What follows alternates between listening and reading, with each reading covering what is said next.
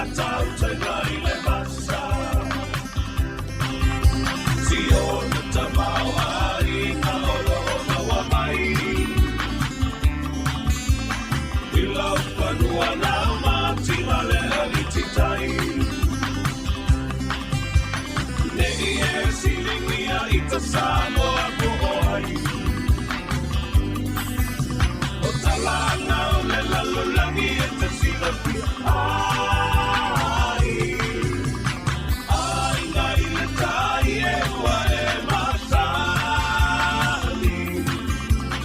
O le toto o e tausia le pela pani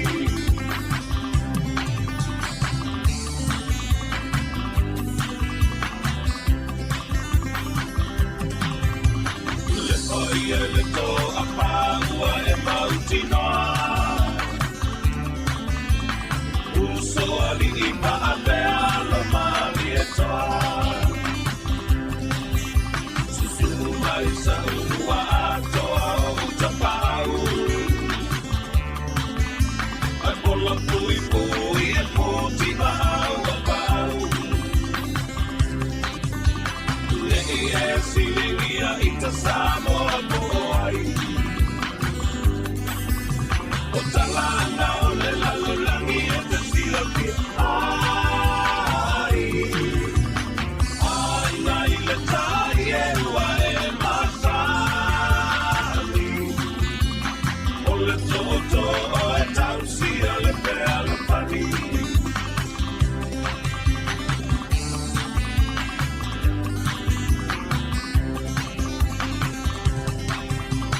Nei tau ma te sio umatu pala pala A o tolu pale le wilo I pa atau tenai le masa Sio na tamau ai na olo na wa mai Bilau panua na mati male alititai Nei e silingia i ta Samoa koai O talana o le lalulangi e te silapia ai ngai le tai e ua e matani O le toto o e tausia le pela pani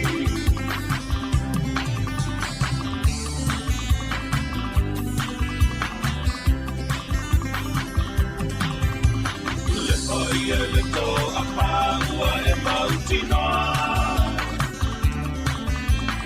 Uso ali i paapea lo mali e toa Susu mai sa ua atoa o utapau Ai pola pui pui e puti mahau a pau Nei e silingia i ta Samoa koai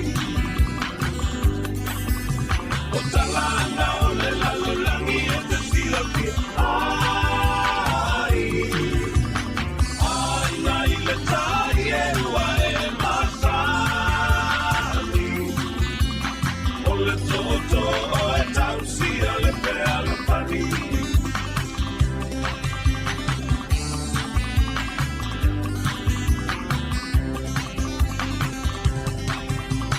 Nei tau ma te sio umatu pala pala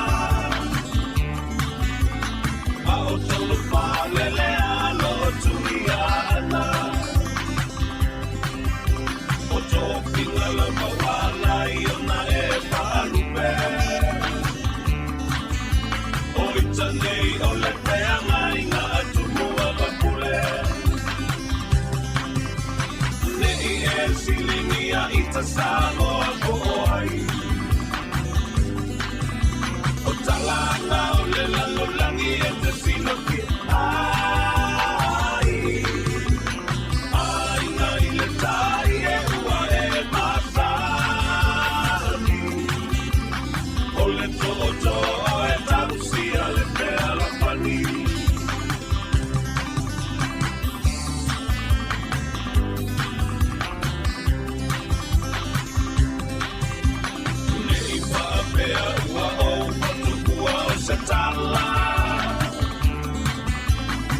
latu ole atunu ua malama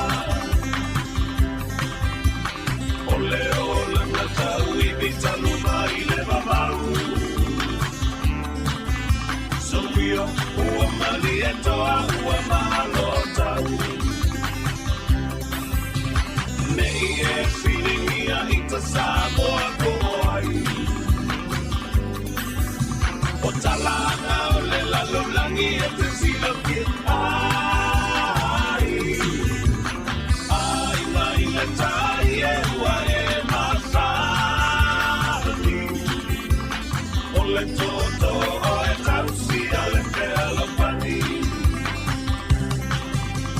Nei e whiringia I ta Samoa ko ai O talanga o le lalolangi e te sila ki ai mai le tai e ua e masani O le toto o e tausi a le pea lopani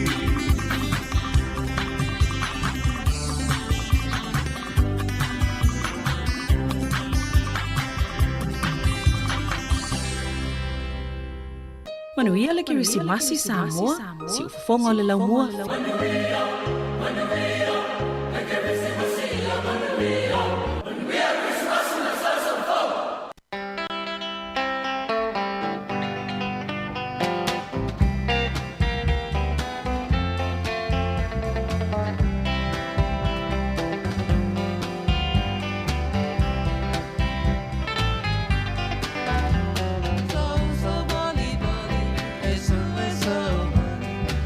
Ai, mas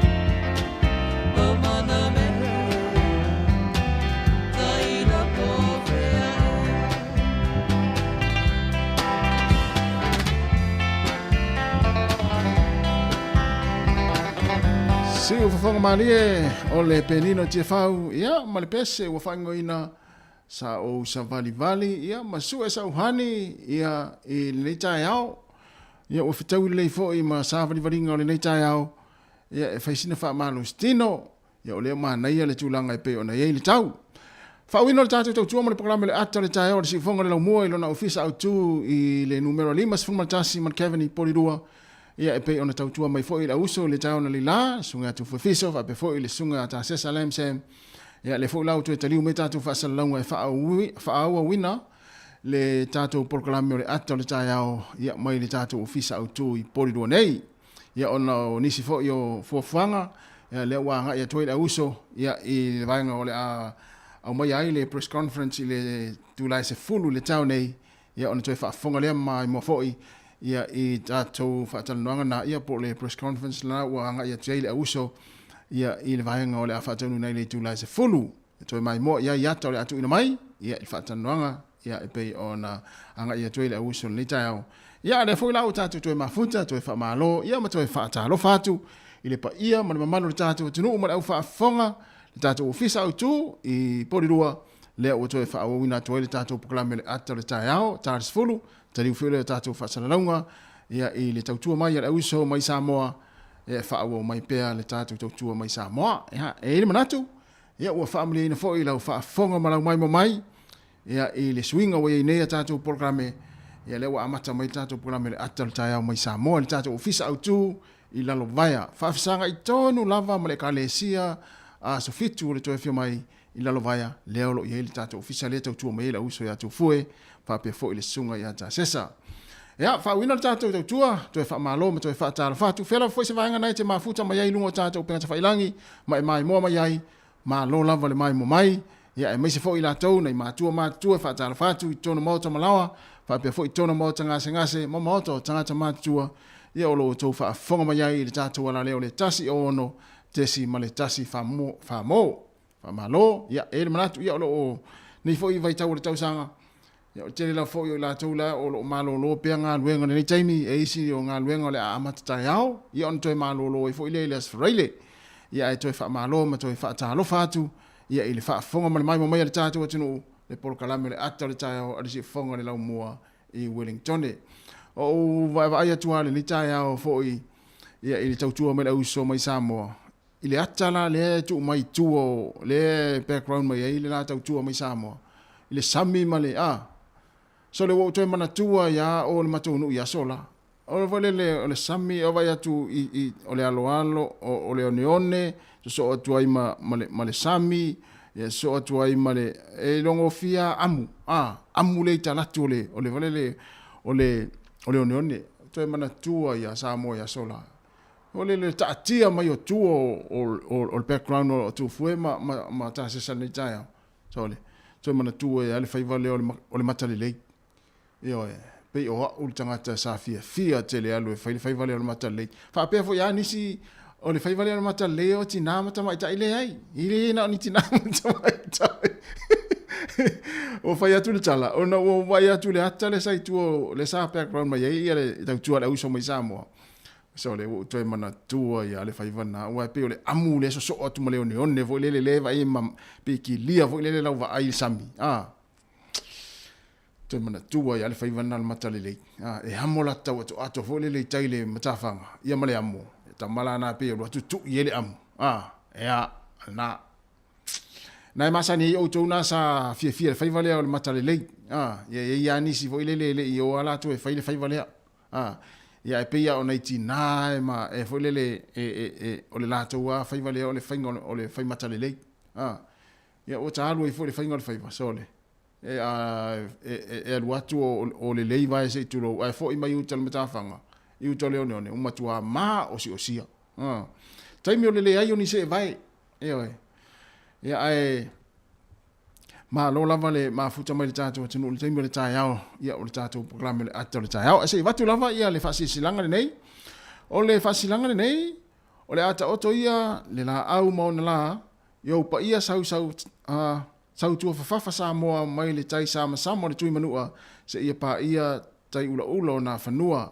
Le se vave po se poto na te ngā whatauri maina o sa mawhainga wa o ta oto a o sei a mai vasa ua maea o na tuulau pua. Whaaturo fo ile mamalu, wha le tala le lei su i sunga i toe ina, a fionga pātele, su le sea, manisi wha ururungo e kale sia e fia i so se whata whaitaulanga tu lau lava. O le nei whasi le silanga e whaasino tonu i tama whanau e maise ni o mātou paolo tau tupu, tau mālo, tau tamali i mātou te maluai i le nei nuu o whale tangaloa sa fune.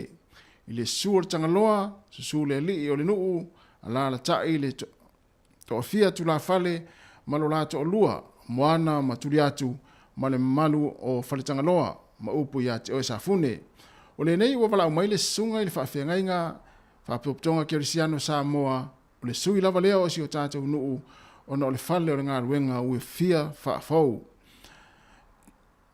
talo atu ai ma le loto maulalo tatou felo ai le hola le e whakasa i Hart Valley i le numera se lau iwa se fulu ma le fitu Rata Street i nai lo Hart i le asto nai, le aso fitu o le masino Januari, lua afe, lua se fulu ma le tolu i le itu lai se fulu le tai au. Se au mai sau tau finangalo wha mole mole, wha aftai, ia o i la tau ialo sainia e le wha silisilanga le nei, o lepa pa tolo la faele, tupai matuna, ta amilo, le asu asu, talapa usione ma mea, o le telefoni la lea wha so tai, so o se safune, so o se whalitangaloa, wha so tai le numero lea, o le o wha lua toru fitu, valu o fitu fitu, lua toru fitu, valu o fitu fitu, polisi numero lea o le 5, lua fitu, valu iwa wha tolu, 5 lua fitu, valu iwa wha tolu, pol numero le telefoni fia vea ai, o le o lua fitu, 5 lua fitu, valu iwa wha tolu, o lua fitu, 5 lua fitu, valu iwa whātolu. Ia, o le whaasirisilanga nā, ia mo ila tō e meise ia alo matama whanau, ia le fionga o whaletanga loa sa fune. Leo tau 2 minute, tā lelo i tūrasi fulu, ia se watu nei whaafianga nei, ia e mafuta mai pēle tātou pokalame le ata le tai au, ia tele fo ia inga nā fua tā pena fo ia o e tā whau i, ma tā whanga ma tā whau i whanau, whau ina pēr ia aso fia Krisimasi. Au tātou anga ia tua i hoi i le whaafeiro inga o le tausanga fau ia i le aso sa nei le ua toe fiaso aso lulu ia taiao, aso tofi, aso wharaile, aso to nai maea ia le tausanga lua whelua e tātou whaafeiro i loa ia i le lua whelua tolu i le sa ia watu nei whaafianga nei ia tātou mafuta i lea le tautua le sifonga lau mua ma le pokalame le ata le taiao o vivinga le fianga o sa le lesi Patja! Robert! Hey, hey! Oh! Yo, fia mai a oesa le lesi ma le tua wha, ma o pū ma le lautina lau le lei, fia mai a tau sāsanga ma ni le lei. Sauia! E tau pele pleo se ponga te whau, o nei mautala, ua salalau, whai mai o sale le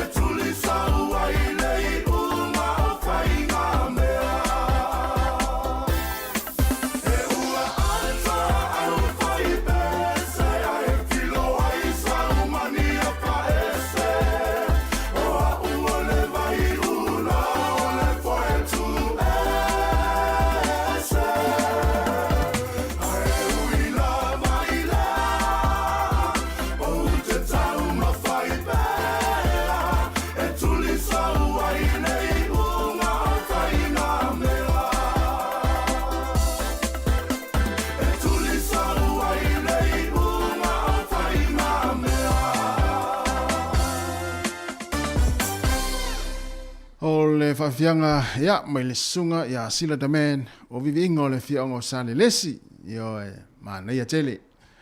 Ia, o haue, o fulele o te ifo ia le tatano fo inisio a inga mlanga mai Samoa, misi fo inisio wo, ma paanga, ma futa mai Samoa.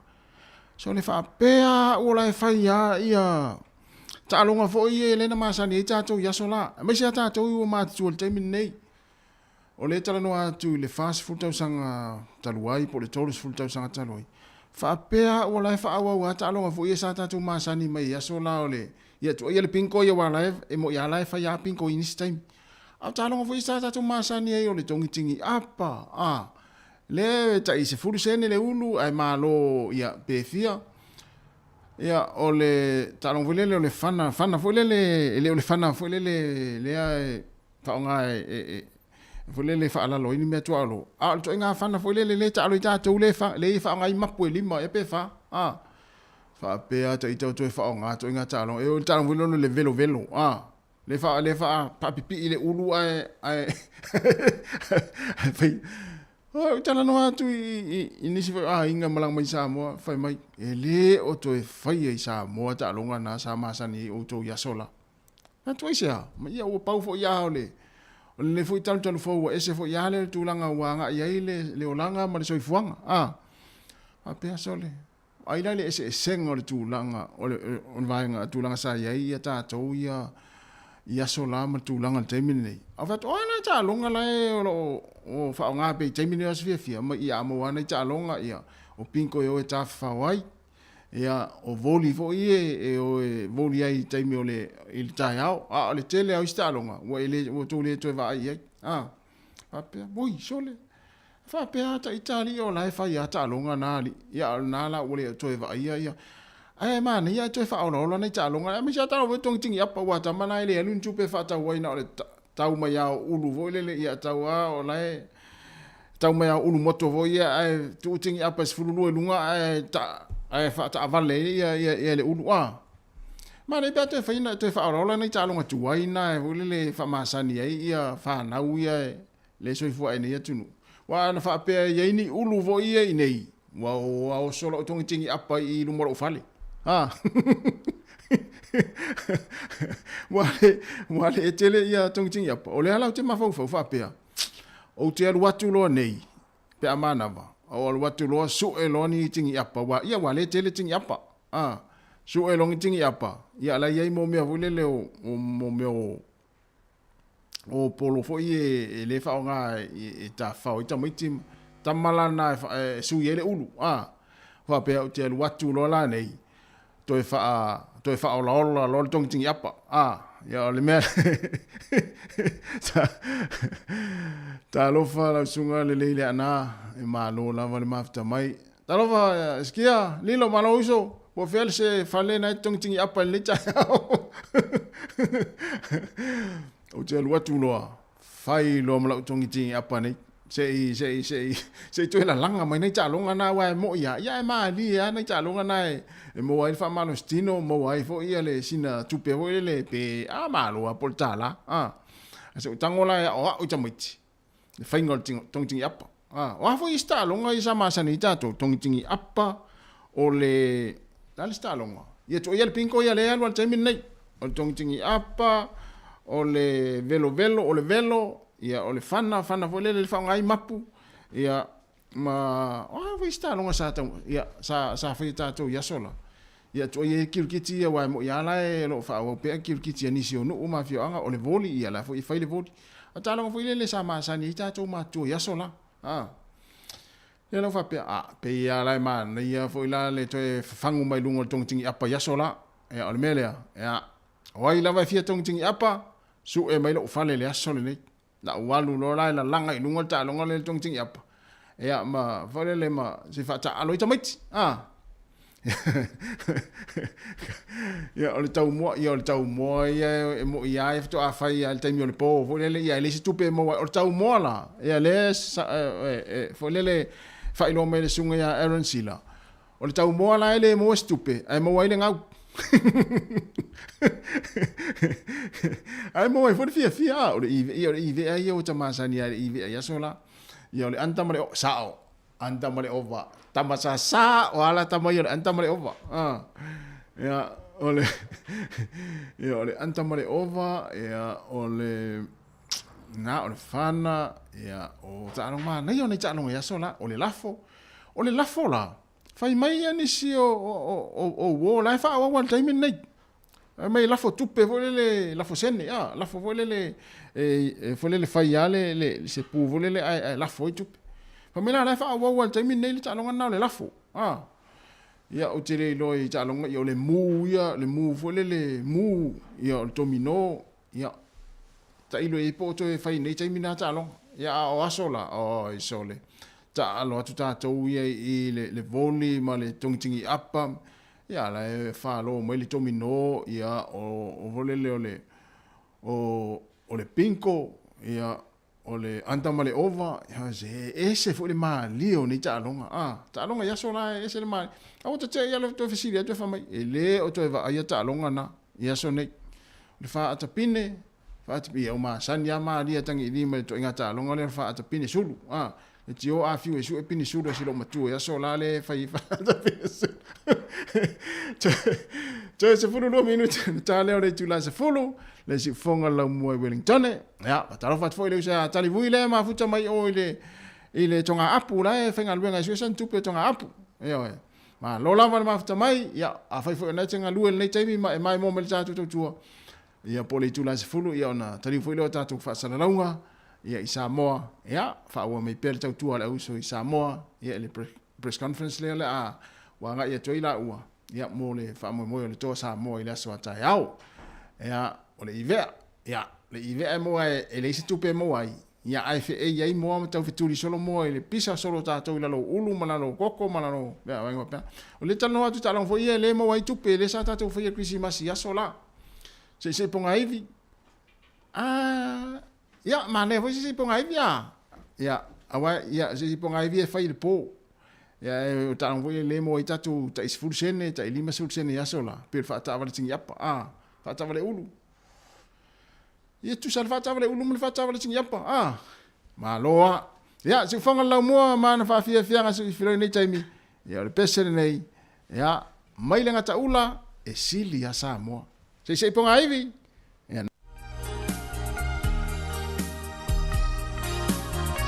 e sili ya sa mo vai taimi Christmas ya so ala lenga ta ula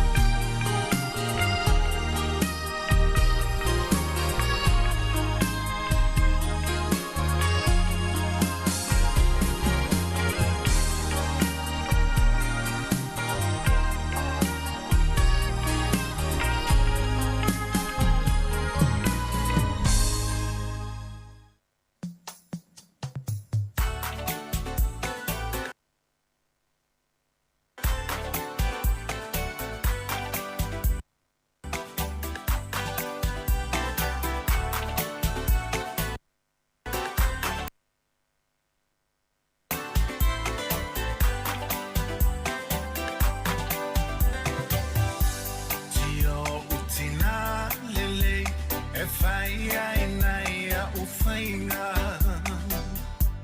Lo sulu whainga oi O te maloa ina I o lima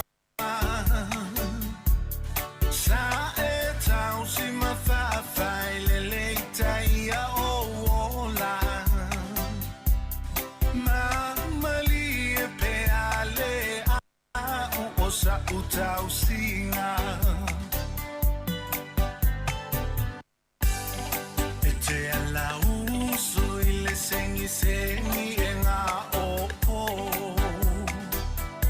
Si o a Inga masi au whanau nei whalolo He te talata maua nei o uola to I lalo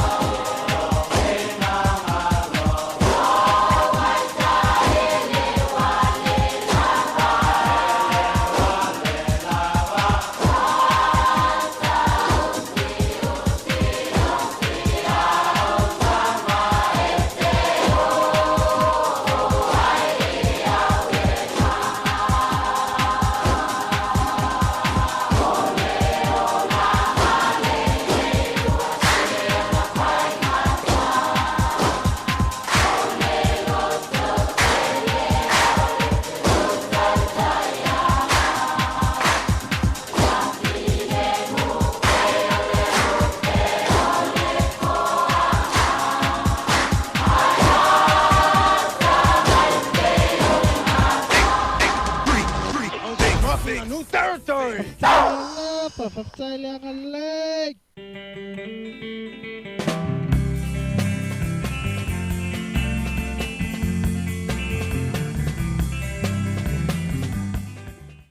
Yeah, good morning and welcome to your last press conference with the President and the Executive of Rugby League Samoa.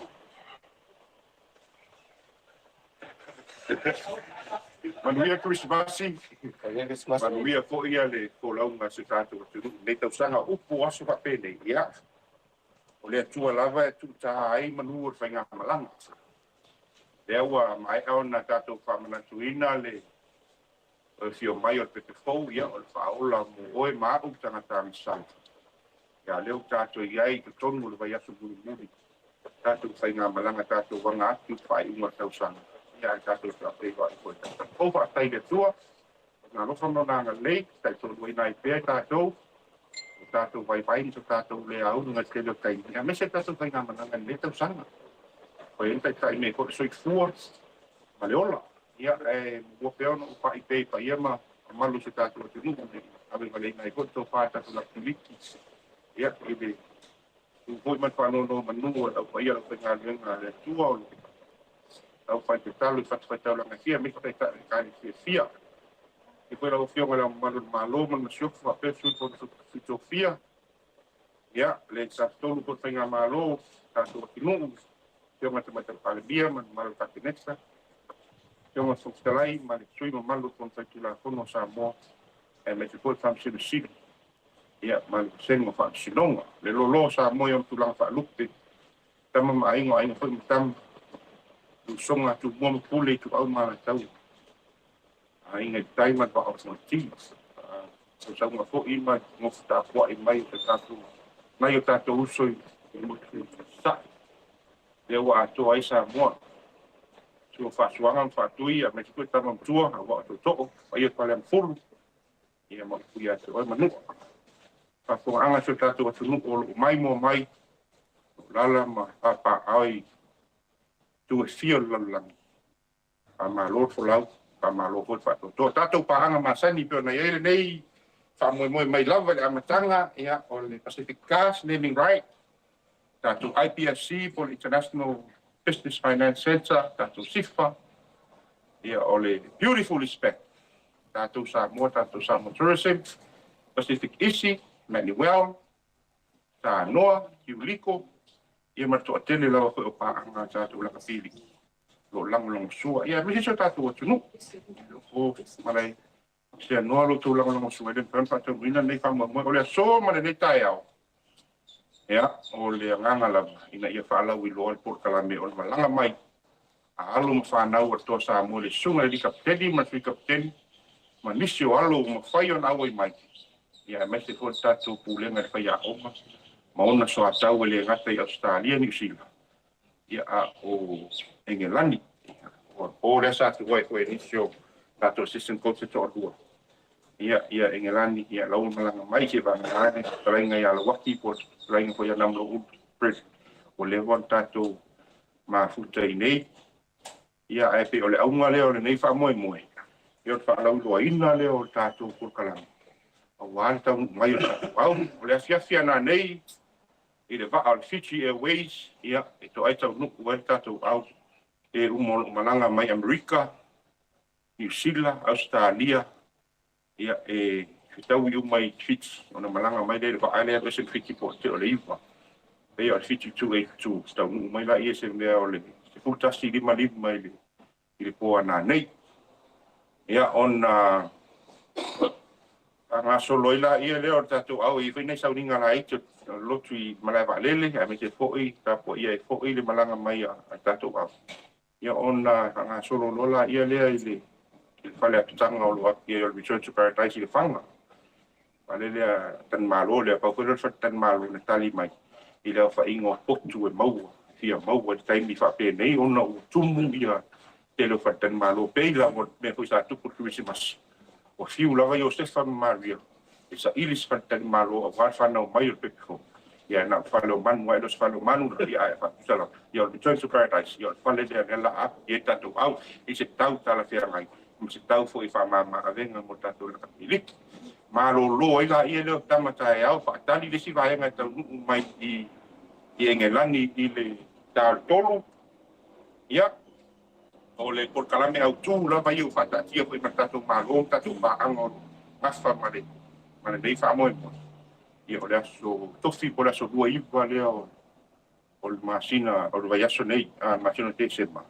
Lea o fuafua ia le a whatau nui nei sauninga lotu le malo whaastai, sauninga whaastai. Ia i le sa ko i po le malu o le Kalesia Katoliko por Cathedral i Muripai. A mai a le sauninga lotu po le o le afale ipa. Ia no whanga solo mai rola ia leo solo tele lau. Al tatu au. A mata mai mai le au wala papa i vai singanu.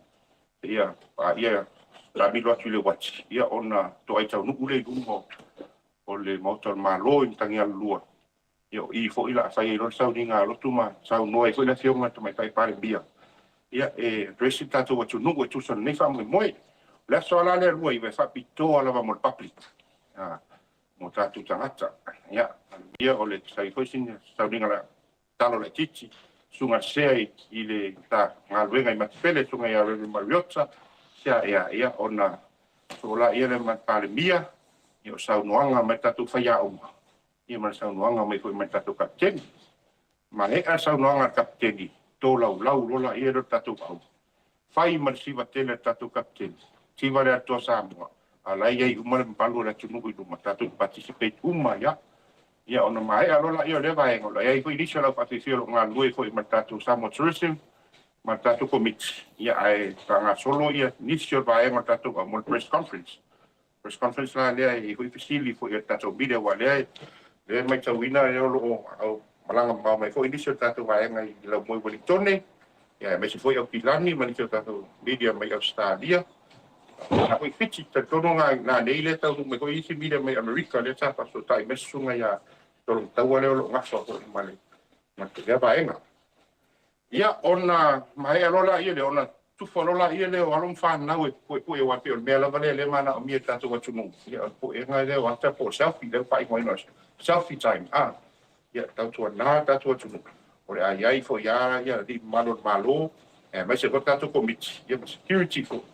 Ia fai ora malu kui ia alum fa nau pai me ko le fai ora fa tang vina fa mo tai au ina ia tu i ai tu langa ko le te lu tangata o mai online ya tu ila fia ya le wa tu tai au ia ta tu te mai lava ma tu ko ta tu fa nau ia la tu ia ta u ia so ya ta tia tu fa tanga ma tu fa tu na i fa committee mai se pa ia malo la tu no ia se lo fa nau la iti ia fa mo mo i for pito i luma ma la ia foi lava barriers control le foi access at public anga itamata alu le foi le ao isi tamata alu tu pito tu tatu friendship park e promote tai nga ia tatu friendship park in paiona scatter tatu watu nungu foi awone i private ton i tuma adela ave isi tu ia ina i paiona watu e foi paiona malo la tu no vai ua tu ile vai nga tu nga ia ole fo fanga la vai po kalame atoale ia pe sai po tasi po aportas po mai an po kalame le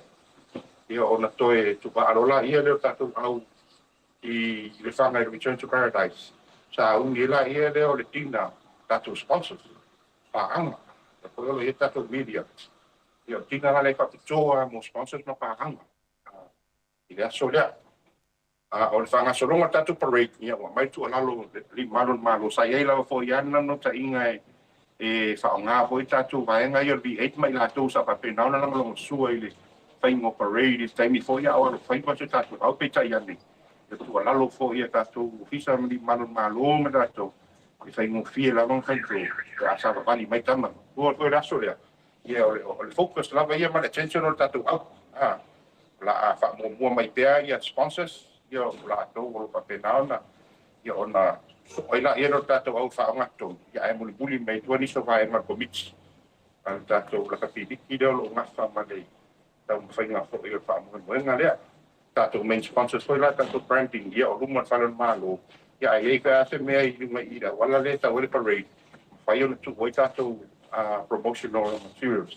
Whai ona whaalau i loa tato sponsors. Ia le o mai fo oi ia whaalau loa tato vaenga i o Pacific Cast. Isi vaenga e tau ni makasi mai fo i matato au la fia na le. Ia ona o ila ia le stof to ai fang o le asa faraili la tolsu la sola le po se vai me ta se fu itaia o ila fai roia sponsors engagement ale tatu al no tal sanga ko tatu main sponsors ia fai ana mo se taimi se ko e fo ia tama nai malanga mai ga tatu au e fo isi engagement fai o le aun malo o mafanga o tamai te sa mo ni ke mo se fia fo tamai te sa mo ni ke le pa pa ta o vale ko ta to la piliki o no la to no ko talo fo so se fai va la fo isi e o la fo ia mai ia le fa manianga fo tamai te sa mo ni ke me se fo sunga tu ya tua tama a inga to f o ia fo se fo ngai va nga sa mo victim support ia alo fo la fo e ta to commit na ia pa yona como te ma ia ta sanga ia te le la fo ili fia a wai o alon fa na o ta ia ia o le uti foi o taimi ia me se foi a tu te ai foi ona tu langa tau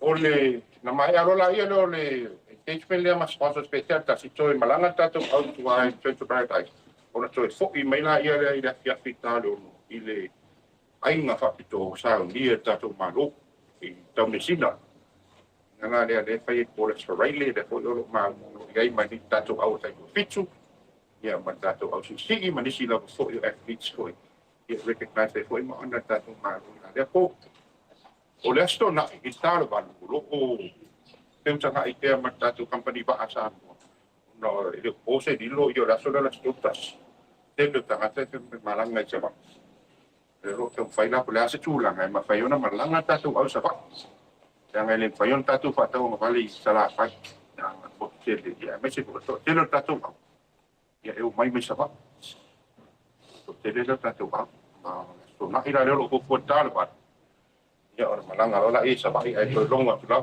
e so fuanga se longa ko marta to STA tu langa le ai tatu ba ko STA se la fai ma di ko ta e tatu wa so fai ona fai lo inga tatu au bien mar malo la tu nu sa la fai i le market san longa au le o no fuanga pe senta ia e foi ia le malanga inga o le company pasi foi la o le Machalasi Transport tu si la tu ia o pena ona mai la tu la sua fo i le tatu au ia o le vaenga foi ia telefon na la sua te meu talunga la pili te meu origin sunga ia hasta sunga le pule male le company Machalasi tele yo company ia telefon la tu le peona para doa ai o que está ai tu atele na ko ia tau o company mai lima tu yo lo la ina uma ia drinks ile po tina le mas sponsors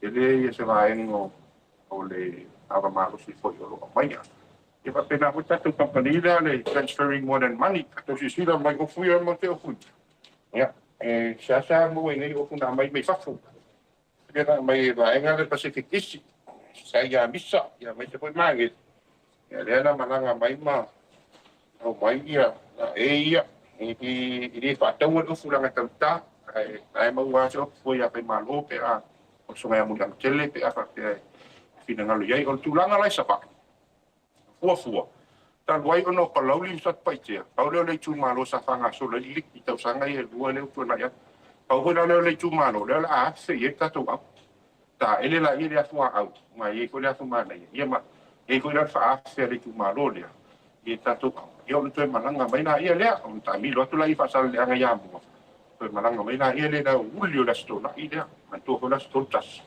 ya petto mo e ni si alum fa na nei me o atu fien no no foi la ia le sa fa ina ia fa fa mo fie ko ina no te lo i ko yo la tu mai ko kala me la le fa ta tia o la sa ia sau dinga lutu ia o le home of the Pacific Gas o isa na sungai ati mala ia le awa ia i fa le forma o na ora lutu tatu au mar pule ngai da sa mai ro sau dinga lutu mar to na i lo sau dia fo ia le kale sia isa na sungai ko ia rebe tani e pati ma le pantua e me se fo io le ia la tia ia ona free lo la ia tatu up ai ni se to e malanga ida so mafua da so tua leo januar ya a disi malanga ko i ini che vai le me ngana ni le uniona ona i nei ona so nga fo leo mai mau E pe se atua lea pula koe whaatatiango tātou por kalame mo le to ai tau nuka tātou pau.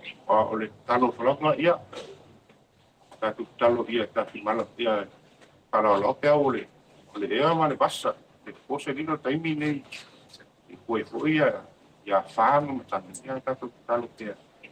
Na ia wha sao ina tātou whainga maranga tātou tapa au siri pula. Ia, o le he talana mai a te au a le olo o sunga ia toi lolo. Sunga lea le te oloa ko ia tātou lakaki. Ia, o ia olo ngafa ma le whaso soina for say then. Give only and spend only. Ia, o le moli whaatai tātou government stakeholders, a mese lava li manon malo, tunga tusina ma le kulenga ma le ia o le vaenga customs, in the revenue, ia o le tātou lea, mese koe sa mo le for the party, o le festa. Ia ma tātou umana, o peto, ia tātou tau pai velo aso umana po ia le nei wha moi mana. O ma whai e ona, whātau wina, company ho i travel agent at sunga ia Jackie Pulea i Global Travel, ia, mo le toa ina po ia, o le whai ngā malanga tātou au, ia mese koe, mi Central Paradise, o le whatan marolo Central Paradise. Tira whatan marolo e Holy Samoan Oak. Koe lea lai whai tau lango sua po ia tātou. Ma o tele whai lago tau sanga malanga me tātou, i le gata po tātou, o tātai tō pitu. No so soani lawa po tātai whatan marolo. Le leifot whatan marolo lea. Tusta te fia tau sanga o tulipi. Ia, e tātia pena, ia peo lea lea oa, emi lea, oa isia, tūranga le tōro wa vai ei, ia e, le taimi ia, te insa siria le. O ia man malo tātou o paisana.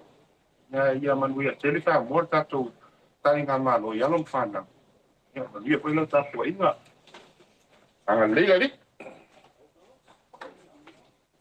Kalau kalau sit, kalau sini kalau boleh po na sampai malah nabai saya orang mai malah tu semua sana. Masuk. Ela tamai o mai leo mai malak tai tō lua. Mai pe o le tausanga le sa ami tātou manalo, tātou paanga, ia ona tilo po i tūlanga po i lea o le te leo sacrifice po ia tai tō lua sa whai taimi o malanga ia le ngata tatalo, ia o le tele motu sion mastanga, ia. O nei mea uma, ia po le aho i arefi e tama rusa no mengi o tama. E le whai e koe atskia poto zis, e a le ai lango lango sua koe atinare ai. Pessoal, se ai ela vai me dizer o valeu, se eu for uma tonte.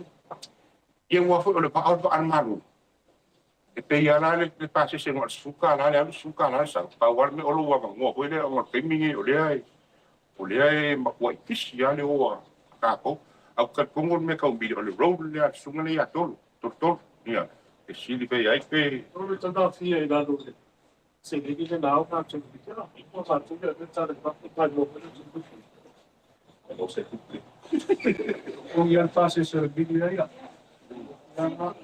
ele virou para poder sempre aqui bolsa a mulher lá o filme festival você não pode agora você deixa aí ele tem que oferecer para o isso a ficha que tem na casa sunga te olo Pakaian oleh dalam perengai dos selalu waktu yang plecis. Jadi dos selalu waktu lemu mapai na korek mapai. Ya eu tafi aí le. noi O poia que a aí lá o tafi lá. o fia lo fai ka ulanga. Jadi Pak Yano pinggalo no presidente como fies itu Pak Domen bangun dengan solusi dia ini. Tuan dek kami yang jatuh jam tak apa problem. Dia prefer apa itu prefer dari kami sih. Tolu pe ayo se to fare tātou malu pa wale te le ni o mai o le ni tātou sifa IPFC ia wal malu po ila. And IPFC is one of the sponsors. Therefore, ia la tau male si lunga campaign na tau pa. Dim sila wafela lea. Ia le si paenga na peisa o e si papase si o lo malanga mai. Ia le si paenga lea mai so soade po i tatu cost ia. A tatu au nei. Umana ko ko na na. Isna ko ano ko ko isto au kia que es ko ko ano. Ya au pia no te tu Ule na sa mga am tanga wala sa mga ito na may ito tato away de wala may tama wala ito siya lang wala may ito siya lang Ona yalo ye ingelani. Le fayo no mai to fale na tono tato au. Ona no tulanga ko ye amata la to priti se liga so to Januar. Pero al vai ngale Australia, le me foi le ala na planet ta wanto fo ila so o Januar to tele. Ngale e wa ko ka stile le lo. Pero pa fa ngale tanta ta wanto fo amata ia fo ia ngale. Ule que ese dicio la todo la nominal mai la ko ma está sofa O Junior Paulo, Anthony Milford, Jerome White, Stephen Cratchit, Brian Toll, Tambale Sa'afa, o Harris Tavita, Joseph Swaligi Lewa Ine, Martin Taupa'u, Spencer Lemieux,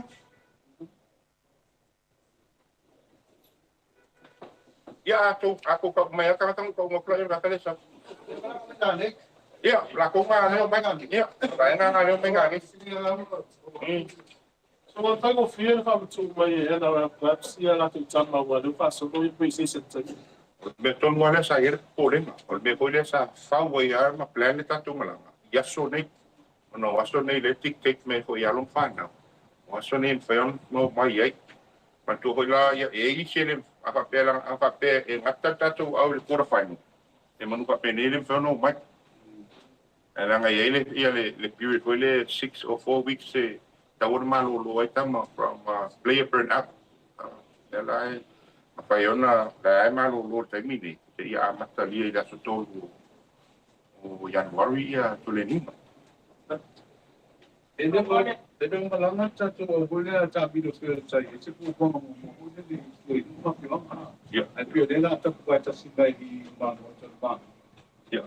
Kita malu boleh kalau join satu di pedal dia atau power dia manaaya itu. Ya. Kalau yang hangan na yo ia pia me foi eu tam fai foi habita tu au sapa. Ina yang fai tak baca si foi san rock. Ina ali yo la lo foi le man tak sa mai foi la mai fio. Vidi mai. Ya pe sau sei monu. Ya fa malu waktu pa yai ai ngam ta pa awa me se foi fa tang ai pa lo por meu la watu tato wa. Ele tu wo tu win pa awa ni ngam ele se tu peta wa ya sa ta tu tu pe me tato wa. Due. Boleh lah, it's a filming rights.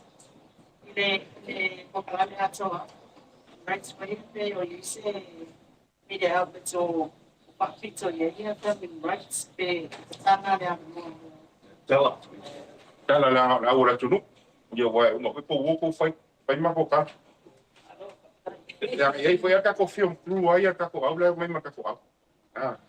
Malanga mai ya ma ka ko. Isso só matéria passando no e muito. Passo tito taxi. Tá tendo matéria. Waya yale. So le wa ine le operations manager. Ile ya Michelle. Tau pa ua pe o ia le sa ngafa ma le media na kia patara no ia. Se I toi sa I peona lo matu la ia le ya tolu ma. Ni ta ton ko tele ta ma ia pa ua le fa che tenga le ia. I va nga ko ina I va nga ia le I. Ele sponsor ko nga ta tu. Ai te o mai te meeting. Ma na fa ta no pu e to wa ta pe ina le fa tu ai. E ta control le ko ina le access ko ide ai. Ta mata ai.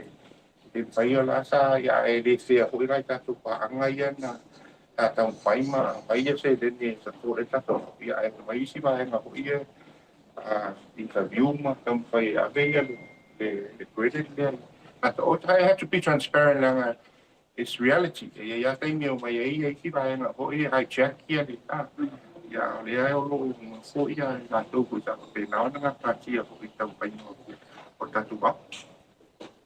Nát của cháu đâu phải một thời mà luôn khuyên đồng nó vẫn cứ đấy và một quan trọng số không phạm cái này sẽ phạm mình này đâu đâu được cái phạm mà cái luôn cũng đồng tạo không nhận Oleh ana sa pai gua ti amta.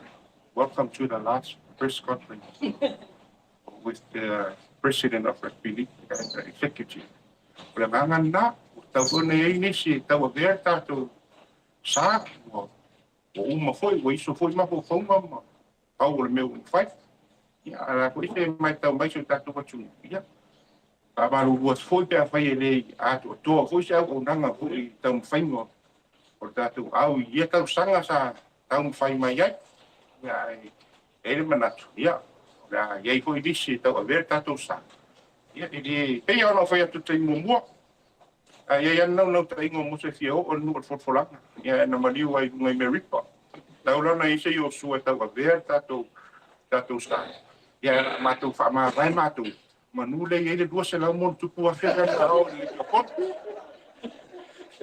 si tu atu le kala meda ola on pe le fiti mo to sa mo ka ko o tio stai ma na ia si o le tulanga ia le ese archukio le o pe on pa alia foi te mo mo mana tu fo sa mo le na yo na sui tato eligibility tu fa sufa ona na ta alo Anthony Milford ile Queensland under 20 ai lem fa yon ta alo mo tato o eligibility la ta gai wa sola e te tonu no au le origin o Queensland o New South Wales tu sa lo e tonu le long list Australia e lem fa la na e to eligible to ta alo mo se se tu o la wai tonu Australia tu sa la pe le filia o ia e o la wai tonu le disira o le maula sa mo sa e no disrespect to the property land origin now this is the most richest property tonu Australia ma tu pe mo e ta alu tai mi la sa tai dos fu wa Australia mo ta no tas o le maula sa ave le ma fa yon na ngoli ma ta tu global game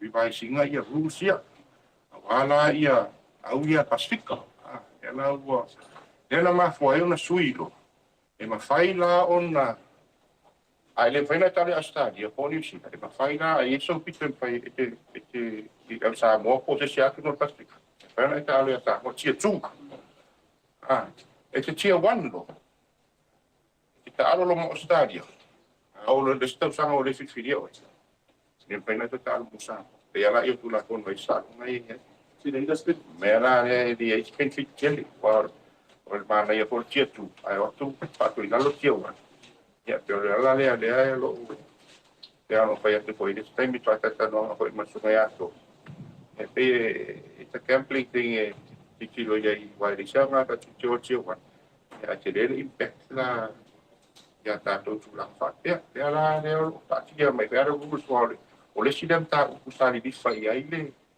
puntang le ta ta so ide amatang o ka tulanga la pa dia ya ta mau la ta to ta sia pe o le wa o i dole pro for ta lunga uno tulanga i eligibility rules le ya ten ko ile sa be kon te telefono le Pacific ya sa drive mai dia tele le tulanga i e to stai le tu o le ala vai mo le mo ta si le atonga le am tangan bume e le u mai asa atu wo ya fa pia si le ata to wo ya fa tinga fa verbale ya fa pia o tu se mo ta mo piste lu me de ta lo ka so sa mo pa se ma mo ya mai e o mena le ko lunga lu e mata to la en se le wo fu al Pacific Gas ya so si le Pacific Gas te sponsor ko ya tonga ya ona tong faila le na ia pre-empty ya ato fixes ya matonga la le mai tau ina matonga sa mon amataria Pacific Chest mai lua fe suma tot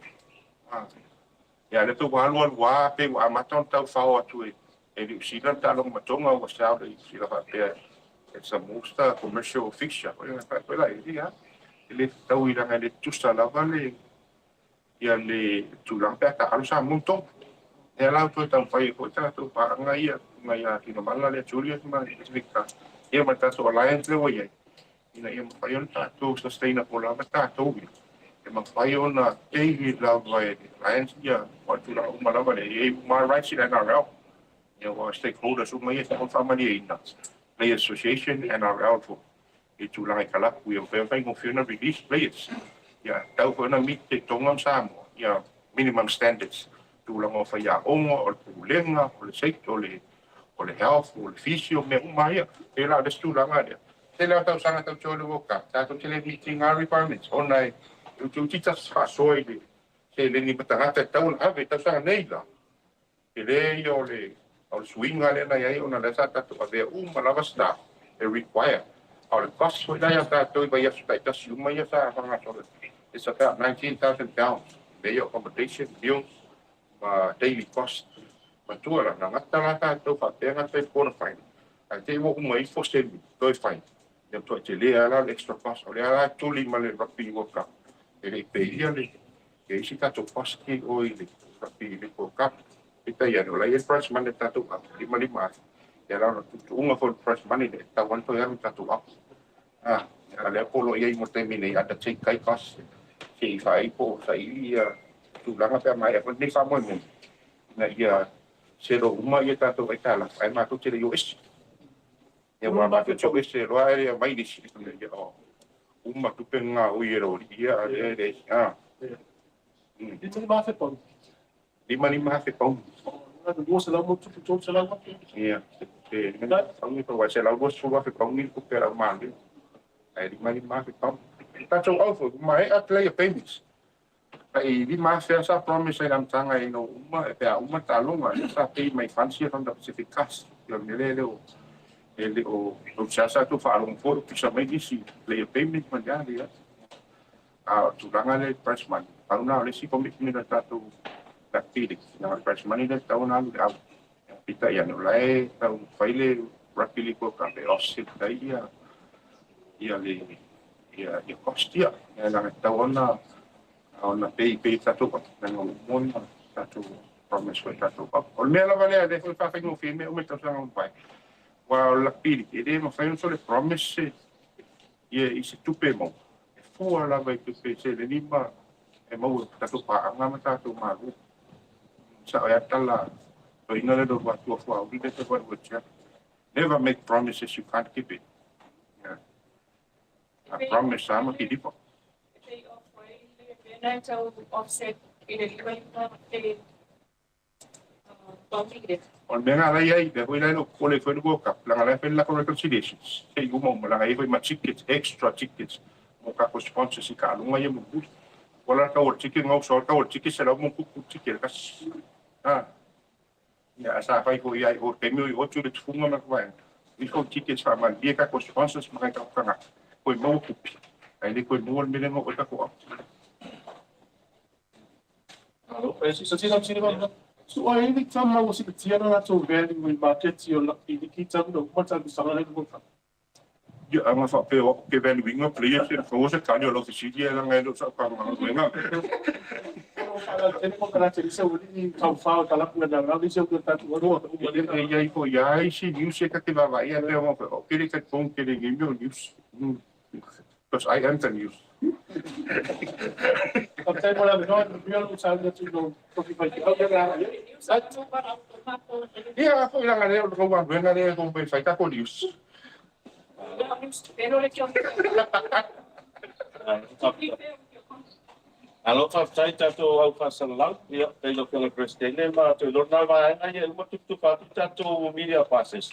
Te va peli fa o mele ngol to company ai na o va ngai al si de fia fa salang ma tu si tala i le po na ne mala va de e le se interview with Fatarina fa mo mose le da va no tato press conference le topi.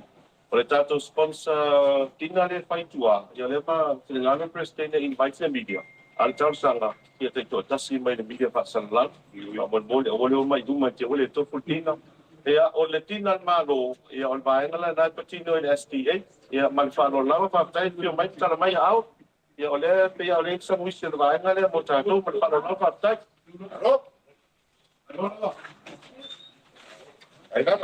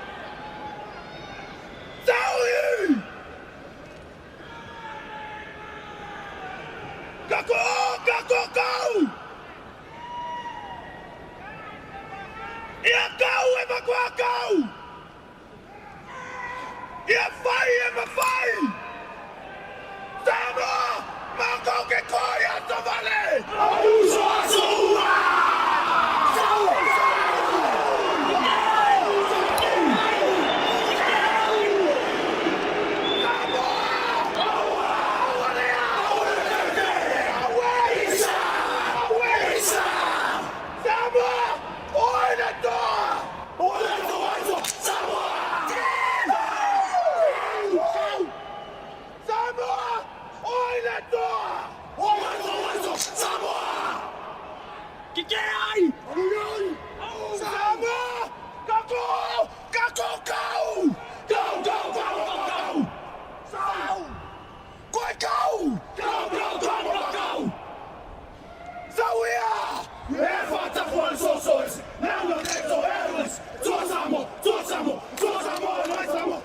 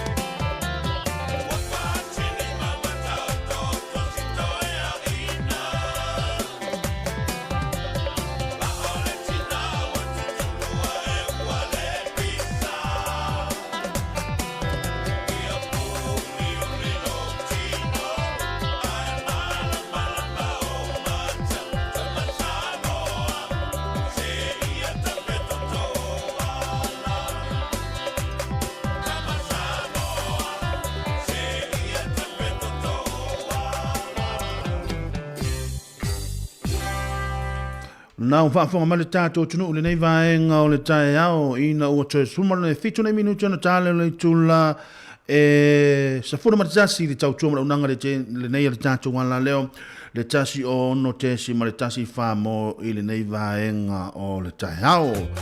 Ia ma te o whalofa mwhaatalo whaatuari pa ia maurungo le tātou tunu ia i ona tūlanga whaalupe, ia o pa ia lava ia mai le amtanga sa ia o lava le ngā taanga, ia o le ale o iaisa mātou whaamatalanga, nunu o tuia whaatini o tausala, ia ina nei tai au mātango fia le alofa, malanga le leiro tātou tapa au silio le langi.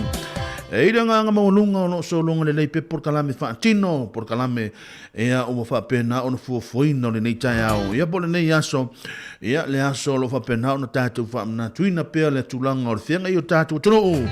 Ia mane lalo langi atoa i tūlanga o aso fia pe o na ia le Kirismasi, ia na sei mawai atu i le aso sa nei.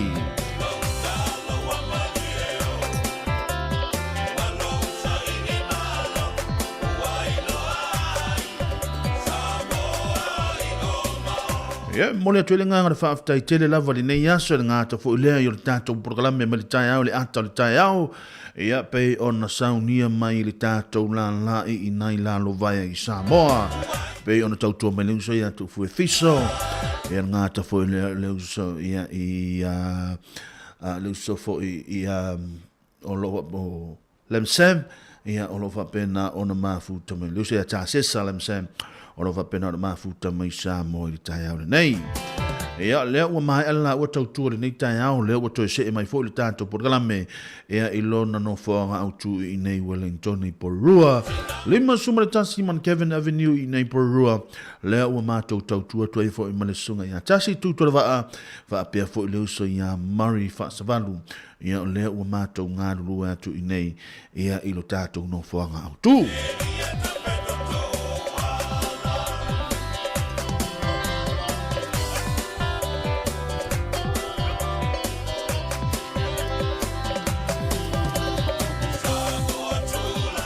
Ia, le nā ua whaafonga fo le tātou tunuu i le press conference le nā sa whaatonu ina i se taimi ua mani atu.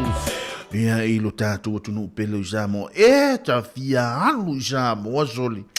Ma nai a tele le tūlanga o le press conference nā le sa whaatonu ina le taimi le nei le ua mau mani atu. Ia, i le tūlanga o porkalame. Ia, i le tāpena penanga o le tātou tunuu. Ai le ngata fo i le o le tātou mālo. Ia, ma le tanita lia mai fo i. Ia le malo tele o Samoa.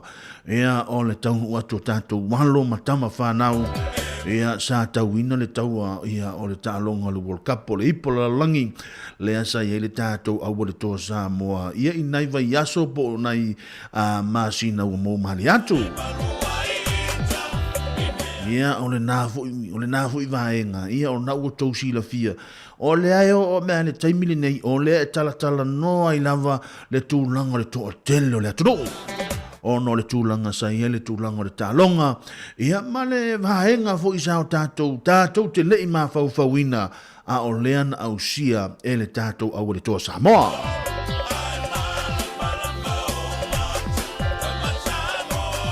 E me mole tu le nganga le whaaftai tele lava i le pūlenga le tātou au le toa ia le toa Samoa.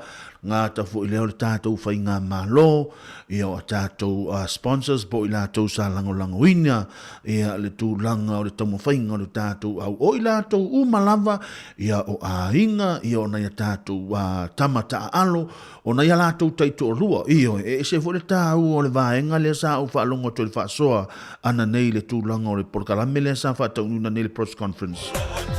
Ia lea sa u whaalongo toi whaapea e tatau fui ona mai taito o lua ona ia tātou tamata ala.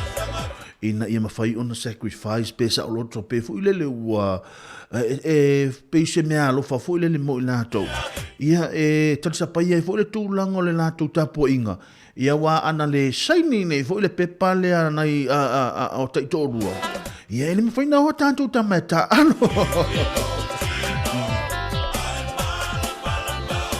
Ia le ala wa maua le hava noa le ale amalanga tuaia tātou tamata alo i o lātou au ainga ia awa le lātou celebratinga po le lātou fo ilea o le lātou muli mawina ia ma o lātou fia i le aso le vai aso le nei po tai au la solusu ma le fitu ia awa le tu le awa le lato por kalamele le aso tai au ia i le nei vai aso le ole afa nga solo pe ona tali malo le tato tunu Samoa.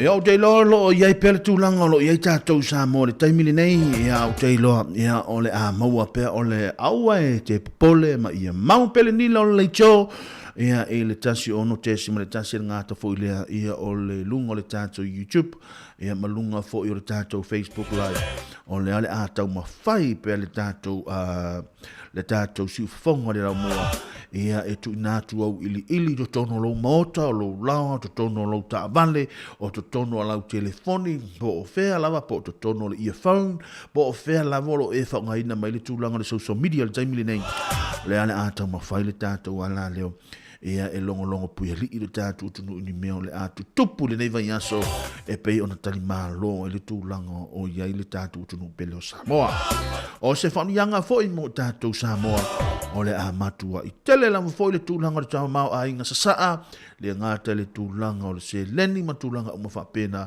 ai o le a manuia i fo i nei tātou pisinisi e le ngata o whare tali malo ia o nei tātou taamani laiti ia o nei tātou pasi ia o nei tātou whale o loa laiti ia o le tātou waa Lady Samoa ia man vaenga maa ia e ngata fo ile ia o nei tamai pisinisi laiti fo ia nei tātou ainga o le ala a whaatau le ili ia le a whaatau fo ia le whangusea watu whaafonga mai le atunu ia le a whaatau le tūlanga o le mea tau lima ia i lumo lo na maota po lumo le lawa ia e te lei loa le alu ate ia walu watu ia lau tamaswali ia lu watu a whaatau ma le ula fala ia awane e whaatamala ia mai te lei loa le lope te ua lu watu ta avole pasitu ia te ua lu watu ta male o le sele ile o i fo i leina tamale o luai te ua watu fo i luai whaatau mai se hili po se vaenga wapena i lumo lo mauta ia mapu e se luata ia mawhailonga i fo i la i o naso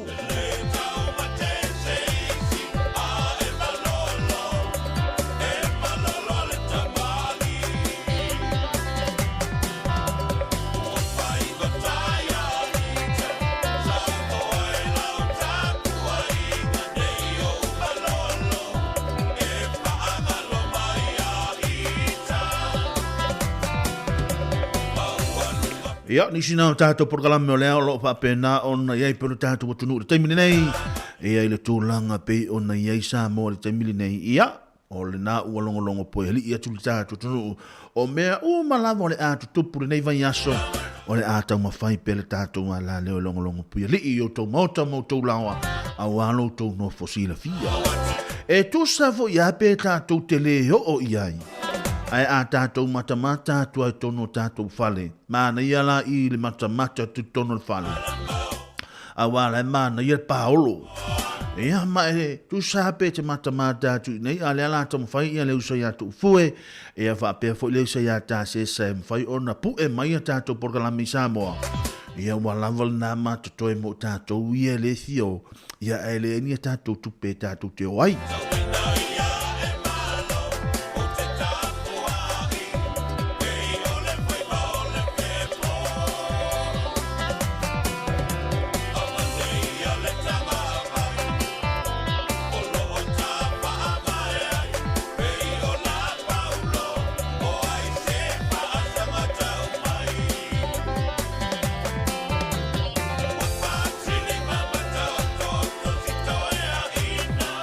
A tato ye per tūlanga le, ia lea sa o wha alongolonga tu fo i marito a.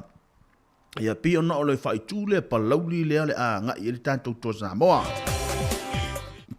Tātou motu tele i salafa, iai, se na o le whai fo i nai salolonga. Na o ato ai salolonga i le umi fo i au no tō maua tātou tamata alo nai salolonga. e o tātou wa ai atu fo le po ia wa le lea mai fo le atau lea ia le lea mai fo le atau lea ma se tamo le to Samoa ia wa uma au ai pe o le mafua anga lava le na ia mo mea fo io pe oni meoni whamanatu ia mo ni vaenga tāua ia wai taimi e pu ele ata ia e manatua lon ia vaenga na tutupu mamea na tutupu ai ia manuia telefo fanga o ia tātou tunu ele ngata New Zealand nei ele ngata fo i leo Samoa ia manuia telefo ia le whenga i o tātou tunu ia le whenga i pēa ma le tūlanga le Christmasi ia ma le tātou anga ia tūl tausanga fou ia e pei ona iai ia i le nei vai yaso e le nganga mawalunga o lo solonga le lei pe por kalame ia ma fuafuanga i to tonu o ahinga ia o lo o tau whenga ia ngata fo ilia ia o niso ila tau o le tātou tunu o lo whapena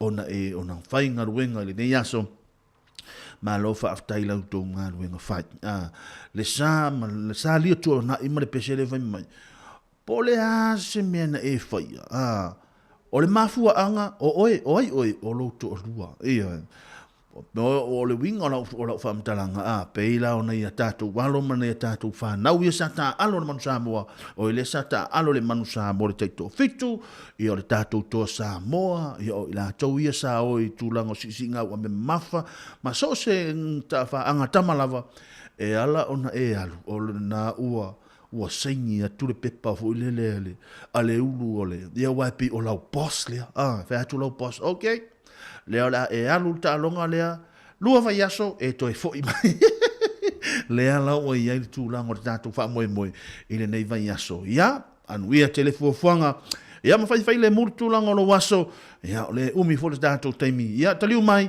ia ona tu inatu pelo tatu por kala me pelo masa ia talofa la Money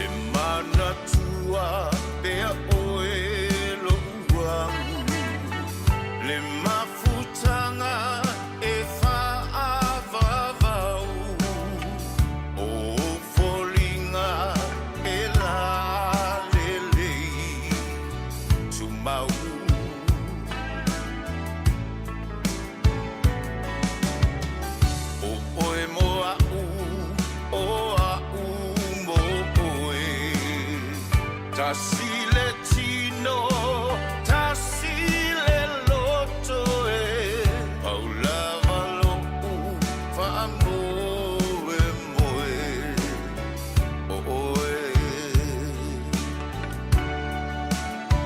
E mo o mia oe Olo utaia o manino E mo o mia oe E a vai vai lo utino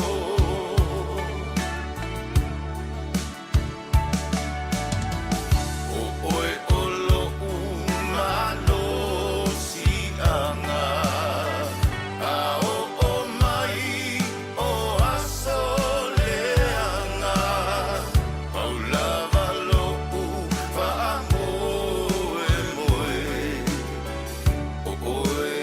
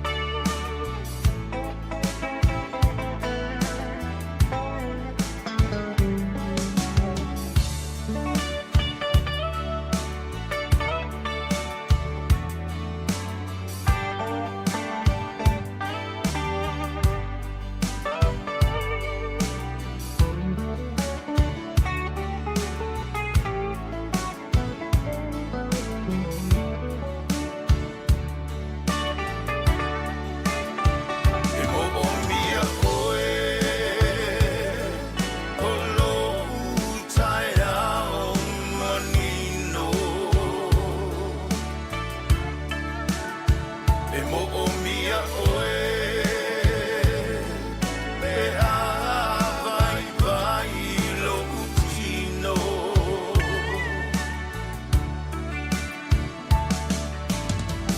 O oe o lo umano si anga A o mai o asoleanga Paulava lo moe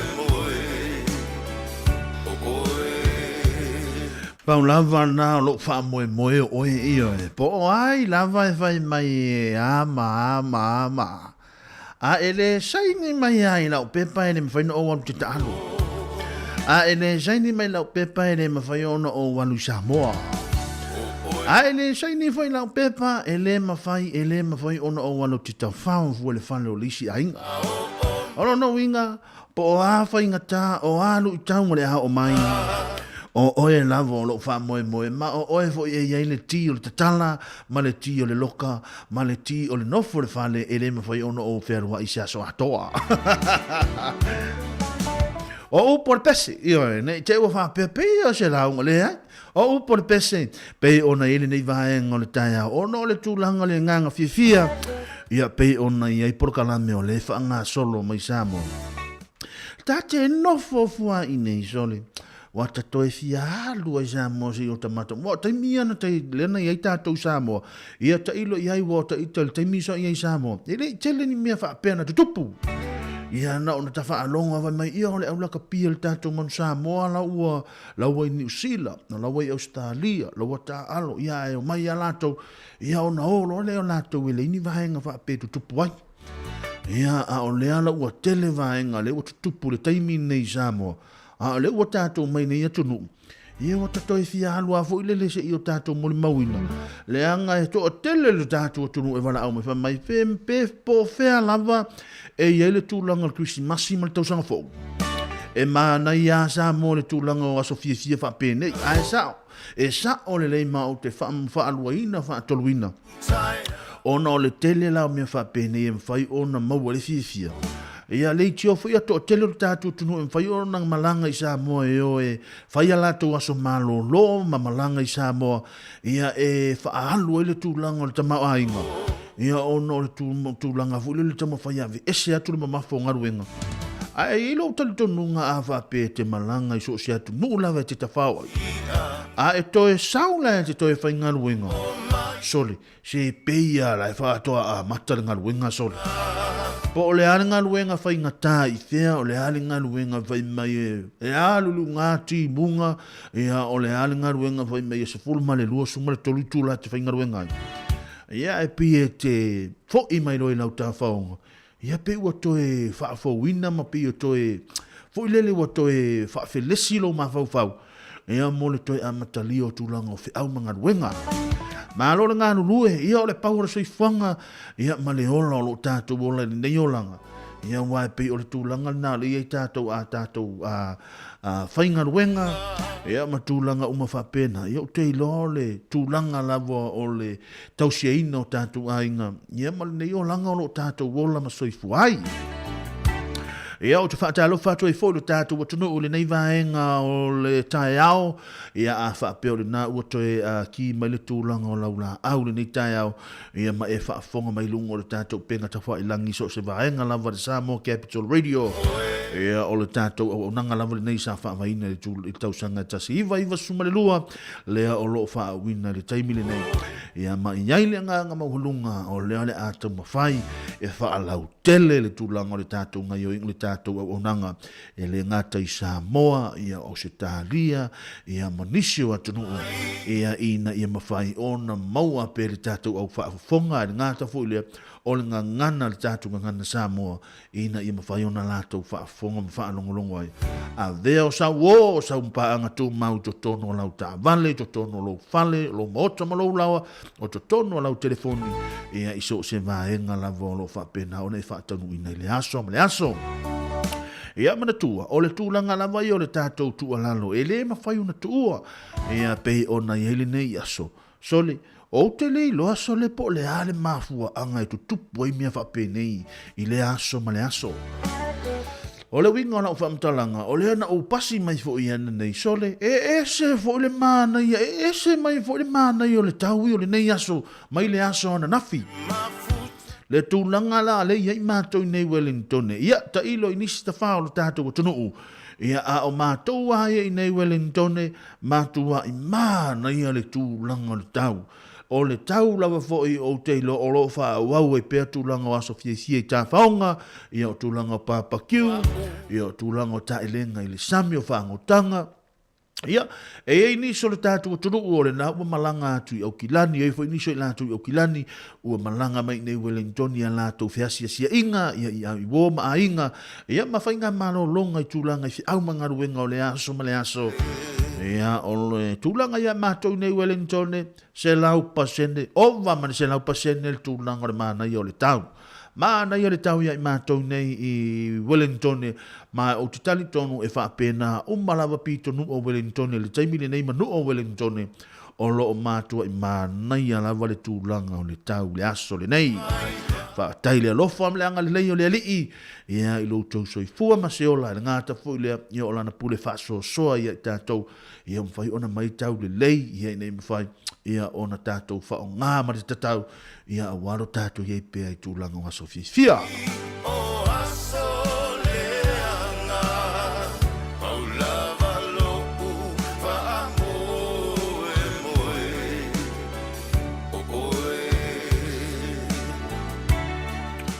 Ia, leo te ale tula suma tasi minute fitu. Ia, o le tātou porkalame le nei aso lea tātou te iai ai lunga o tūlanga o aso fia. Ia, a wha apea te fia wala au mai. Lea le ato e tatala tu fo le tātou leina le nei aso. Ia te wala au mai ai i le ofa. Tolu walu limalu ofa tasi. Po le tolu walu limalu ofa tasi. Wala au mai tātou talitala noa. Ia, matūlanga o whaamianga o Christmasi.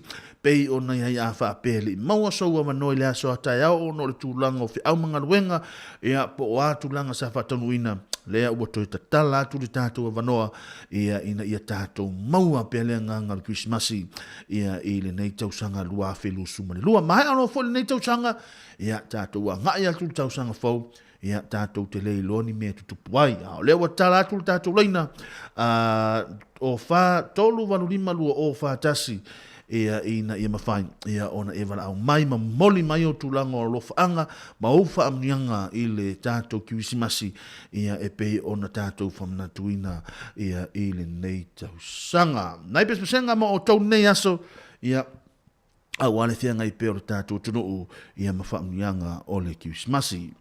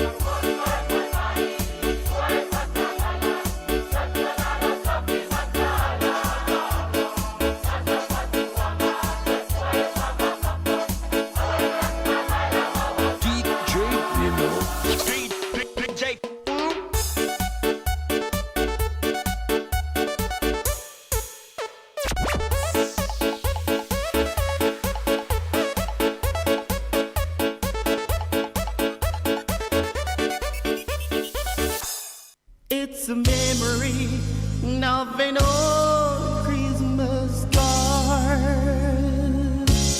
There's an old Christmas card and an old dusty drum, and it brings sweet memories back dear to me. No ex-faded and worn, its exposure says the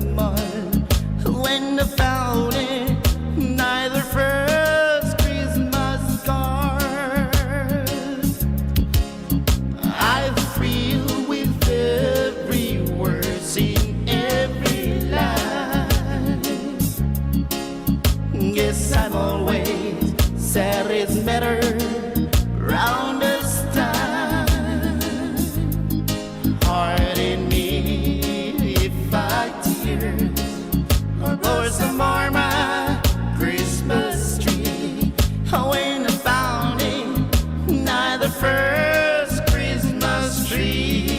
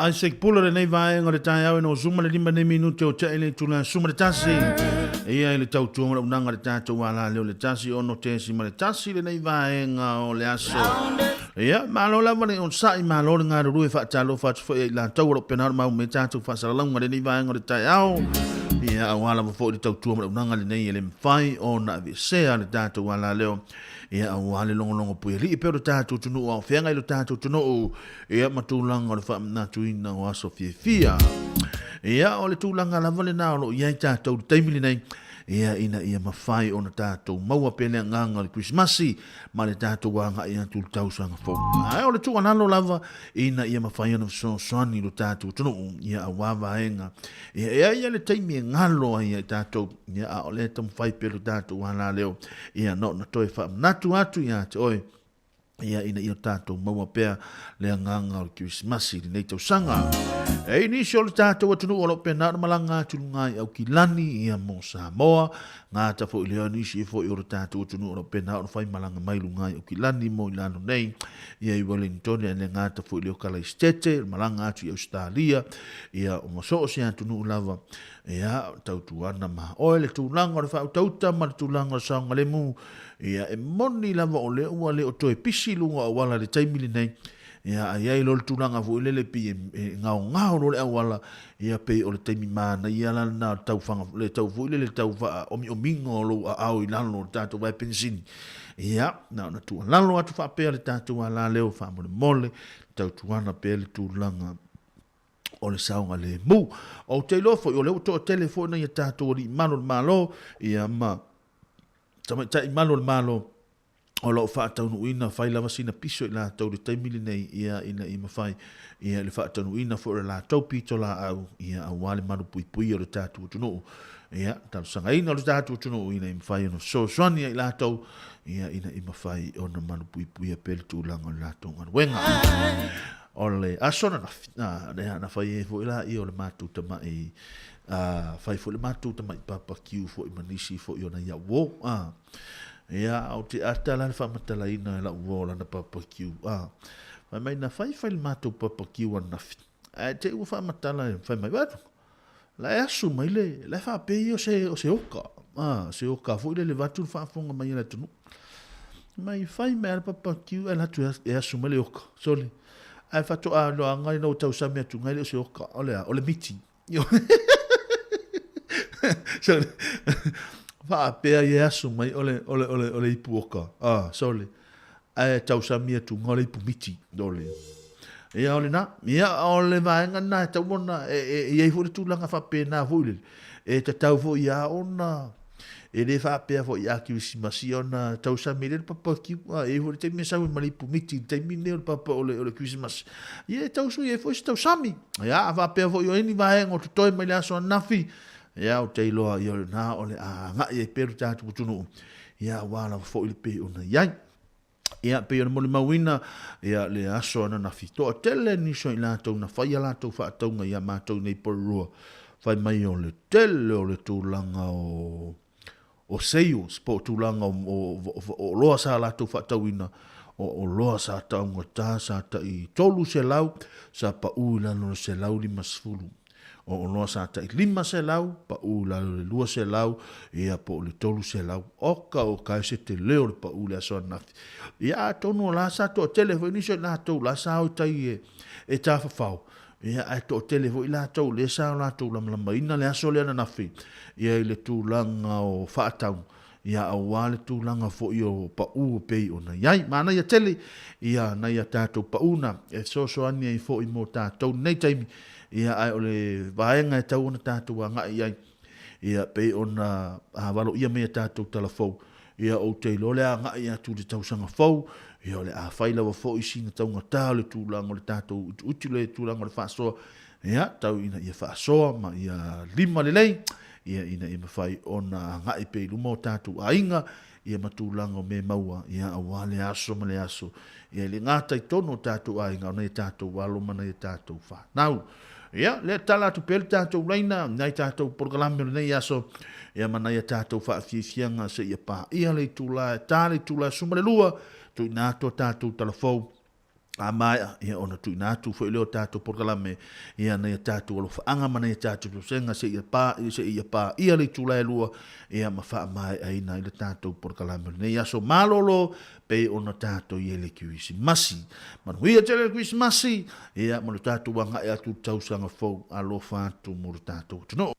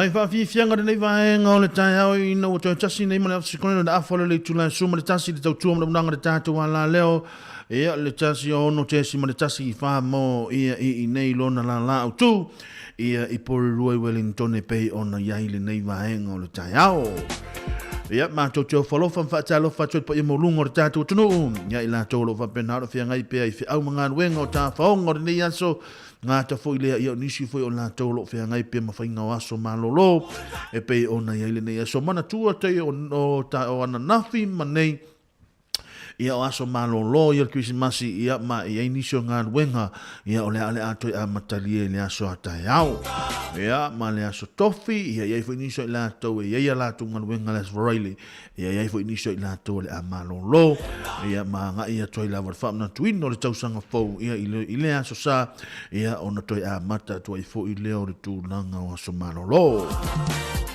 Aso male vinga E sau fo I atu ma o no winga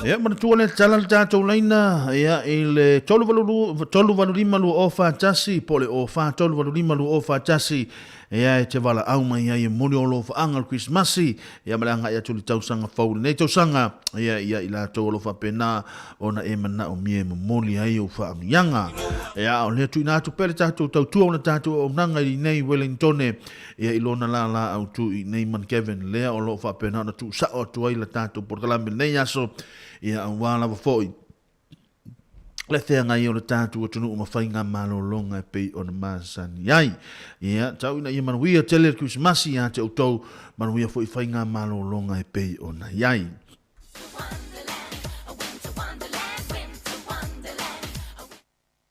ia ngata foi lea mātou te e le mātou tui nātou foi ana mātou whamnyanga ia nātou umalava pe o na iai le nei aso i nātou aso whaamanatu ia mao nātou aso fia ia ngata foi lea tele foi o le tūlanga le whaapoiponga leo te vai atu e le ngata e whaatino ina i Samoa ia nisi foi lātou o lo malanga mai i Samoa e whaatanu ina o lātou aso fia i nei i nei New Zealand ngata foi leo au setalia ia e pei o na iai le nei tausanga o se tūlanga le lei tele ia tau ina i manuia tele o tau aso fia e pei o na iai ia mātou te tui nātou foi a mātou whamyanga ia ma lo whaanga mo i nātou umalama o tātou woma paanga e pei o na iai le nei aso mātou te whaataro whatuai ia i le tina ia sina leo o nau whale tolu ia o anga maitu ngafa o lo pena o mafuta mai o te porosiosi whenga whale sita ia ma i nātou umalama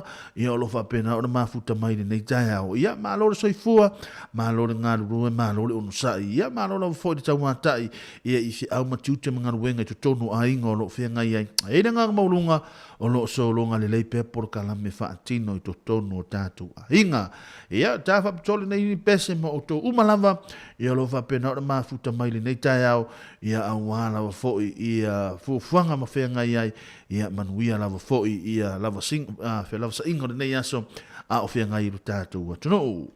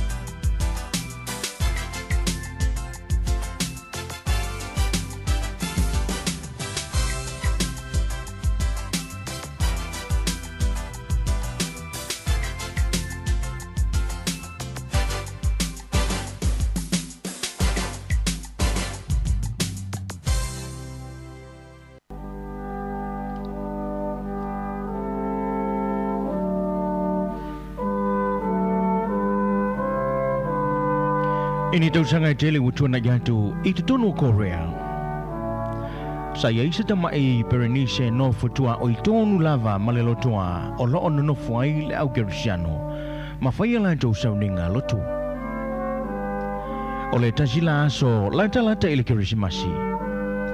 Na pe ane ilunga ole pa etua o yai le mauta le tupu malefalesa. Le tamai Berenice. Ole tamai Berenice lea. Na ia whaalongo ili ngō Yesu. Ai le teleso na iloa, masona malama iai. Ua pea nei la le tamai Berenice lea ilu ngō le pā, ma ia wala awane ai i se tasi o tamai tai Kerusiano. Pe mawhai ona ia whaia mo ia, se mea e whailonga i nai le aso whanau o Yesu. Na te ile tamai tai Kerusiano le nei awa o le ai ngā tupu e se fo ile atua ia o lo lātou tāpua iai. Ma na polo misi iai le tamai tai Kerusiano ua le lei. O le ana ia whaia se mea lofa mo ia o le Kerusimasi. Ma ia awane i popole. O le a le ma whaia na ngalo atu ia i le Kerusimasi.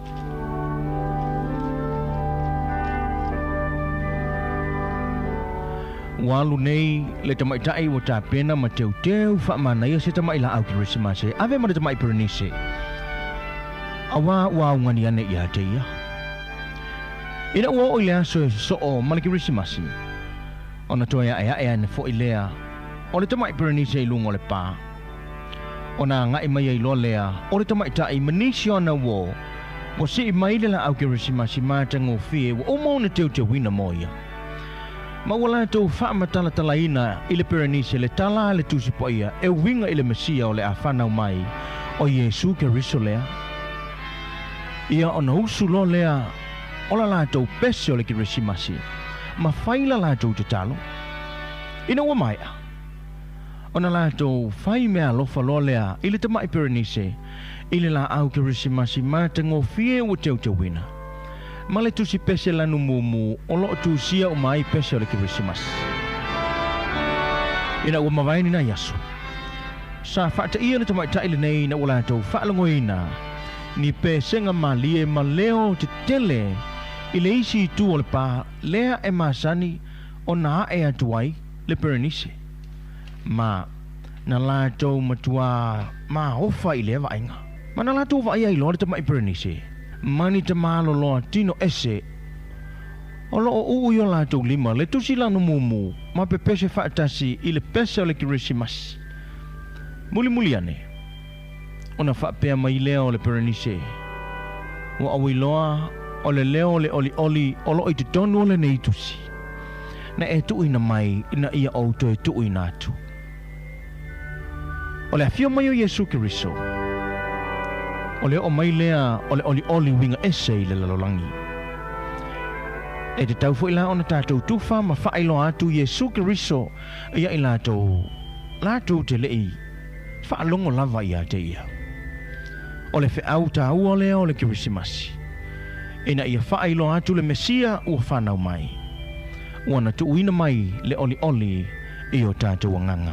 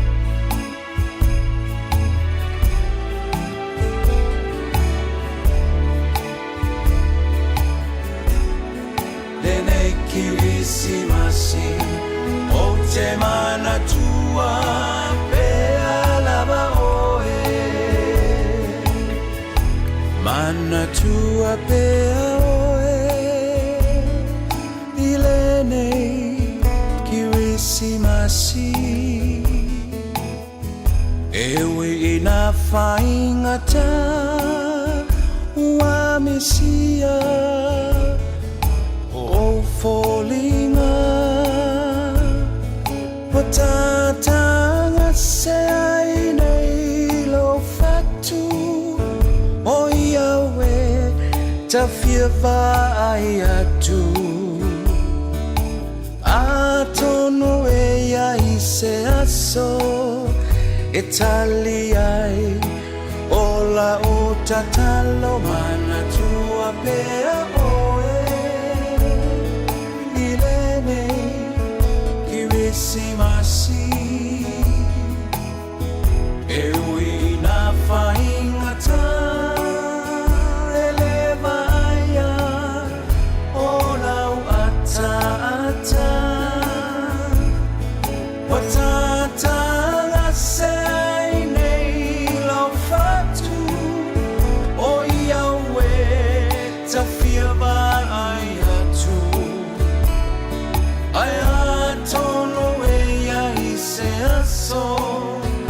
Italiai ola utatalo mana tua pea oe la upele ilo ulotoe e malingi loi mata le mana mea se I fai mai setala tafia fusi tu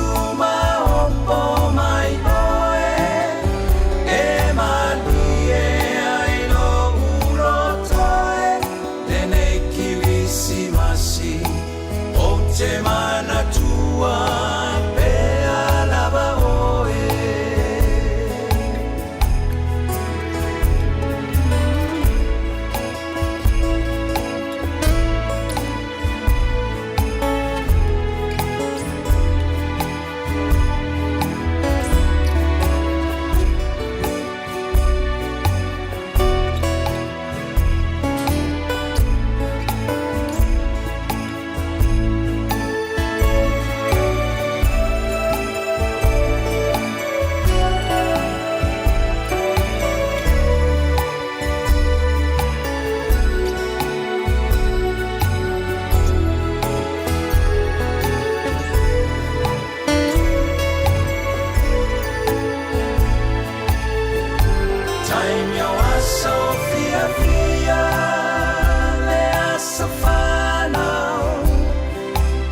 Sule Messia le taunu ungalea manuena I umale manuia aole au fatali pea besa wafe ale manamea atonu Seaso Italiai ola utatalo mana tua pea oe le mana mea ilo ulotoe e malingi loi mata le mana mea se I fai mai setala Tafia oppo atu mafusi mai oe e manie ailo ulotoe e nei kirisimasi o te mana tua pea lava oe le nei kirisimasi o te mana tua pea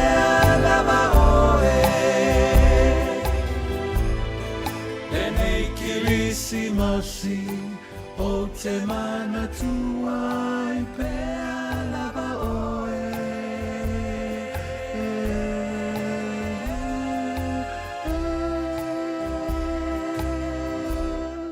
Whaafiasianga nei vahenga o le tai ao ina ua toe. Se whunu maritasi nei minuto na tale le tula sumare lua pei o na iaile nei vahenga o le tai ao. Ia le tātou talapu le nasa alu lea sa tu inatu. Ia ono o le tūlanga lava o lo tātou iai pele kiwisimasi le nei tausanga ia ina ia tātou maua pele nganga kiwisimasi ia e pei ono tātou iai le nei taimi. Ia ngā ta fo lea ia nei fa fi fianga o lo pena ona sui fe lo ia tu mo tau ia ina i o tātou maua pia lea nganga le Krismasi ia i le nei tau sanga. Ia tonu fo i eini so i la tau alo wha fonga mai le nei aso ia le tūlanga loro i mata malingi o no tūlanga o me tupu le saifuanga ia tātou te tuinatu pea ia whanfananga ia ina i o tātou maua pia lea nganga le Krismasi. Nisi fo i o la tau a mātua i fia ia wa maua nisi o lātou whānau mai ia la fo i lau wa ingo ia ki Krismasi ia wa pe fa pena ia nisi o tau wo fo i o wa tate fa ingo le vala au ia i lātou ki Krismasi ia o aso maliu o toi tu o ingoa fo i ia o po ai se ingoa fo i le ia o Herota, ia o Maria, ia wa ia la ingo, ia ele ma fa ona fa ingo e fa sa fa ingo inisio tatou o tatou. Ia e te fesili e te tau lo le ingo le tangata. Ia ona e lo le a va pe Krismasi, o lona winga na fa na tonu ai le aso Krismas. Ia a fa pe o Somaliu, ia lona winga na fa na fu ia so fa ilo ngaina. O tangata la na le fa pitoa to ila fa matalanga. E ese mane tahu o lātou, mana winga o lau whamtalanga. Ia wa mana tua o e a whaile ki Krismasi o tausanga uma. Ia e aso whanau a ia lātou.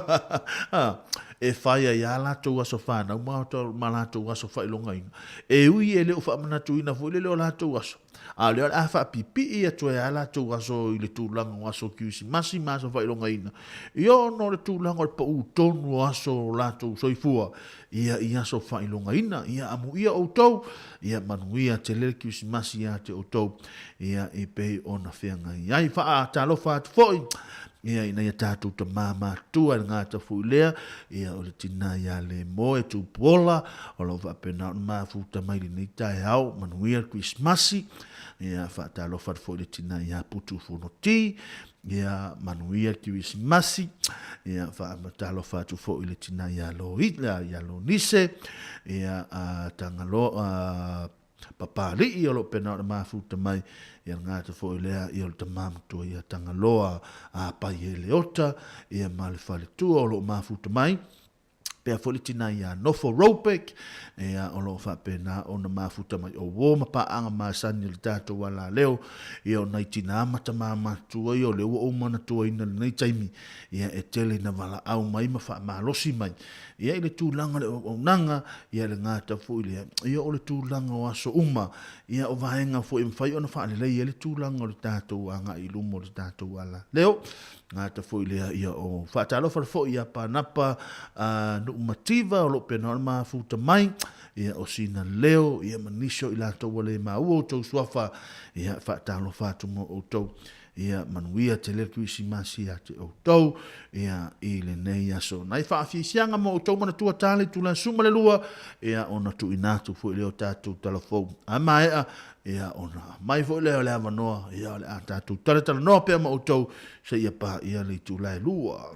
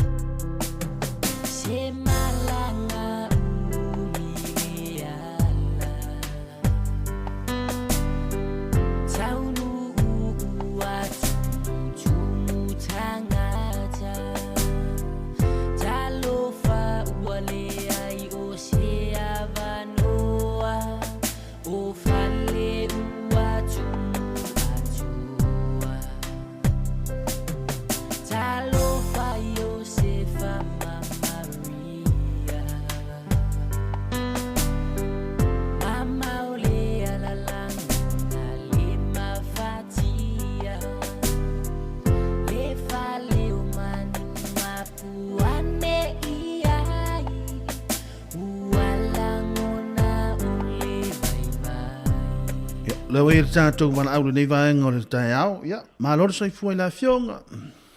Ia tālo whalawa. Ia, mālore sai fua. O ke liko whale o koe vili ako. Ia, whaaftai ena liko. Ia, o ha maile nei vaenga o le tai au. O lo manuia whaaftai. Ia, malo manuia. Ko tau atu, le taibi ato, le tai au ato. Le ai mase au, o whalawe lawe luga le langi. Ia, mānaia. Ai sa mea alo whale ma tātou tama o le langi mō tātou. Sa o le lei. Ia. Nai atou. Se te saunga tō kalame. Ngai a whaangolongo o mea lava leo te whai e tā uma tā umalawa. Whaaftai. Ia. O I nai o lope ei. Ia, Wellington a. Nai o I Wellington. Ia, nai o Wellington. 22 Kandala Road. Ia. Ia, ma nai a tele. Tō tele nisho o tau Samoa i nā? I kokele mao gai o I mele o kei eisa o mesa ngo fuele o reo. Ia, railway. Kei whare railway. Ia. O ka umu ngei le whiko wha. Mo wera o ngā ruega le railway. Mo wera mako whare ngei le whiko ongo. Ia le lawa mo whakawara o ngo foi. Nara wa pule nu. Wa e pule nu ula ina. Ia wa go anga hea. Naya tele. Ma ngai fa ngo ku ya so mo.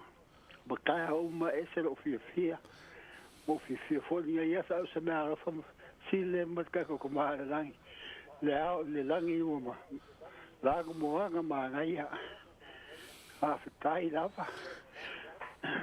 Ia, tai lava ni ko mo lo saul nei tai au. Ia, ele ngang mo lunga. Ia o lo solonga le pe por kalame fo I nai tu o tātou ngā ruenga o lo whawhenga iai. Ia manuia fo le whenga I mana tūlanga o aswhia from na tuina Christmasi. Ia whaftai lava. Ia, whaftai lava. Whaftai lo whatu uma ia o tau uma a whangawenga. Reisi fōina. O la mai ia I tō ngā ruenga. Whaftai lava. Ia, whaftai lava manuia lo waso. Manuia le aso matasa fō. Whaftai lava.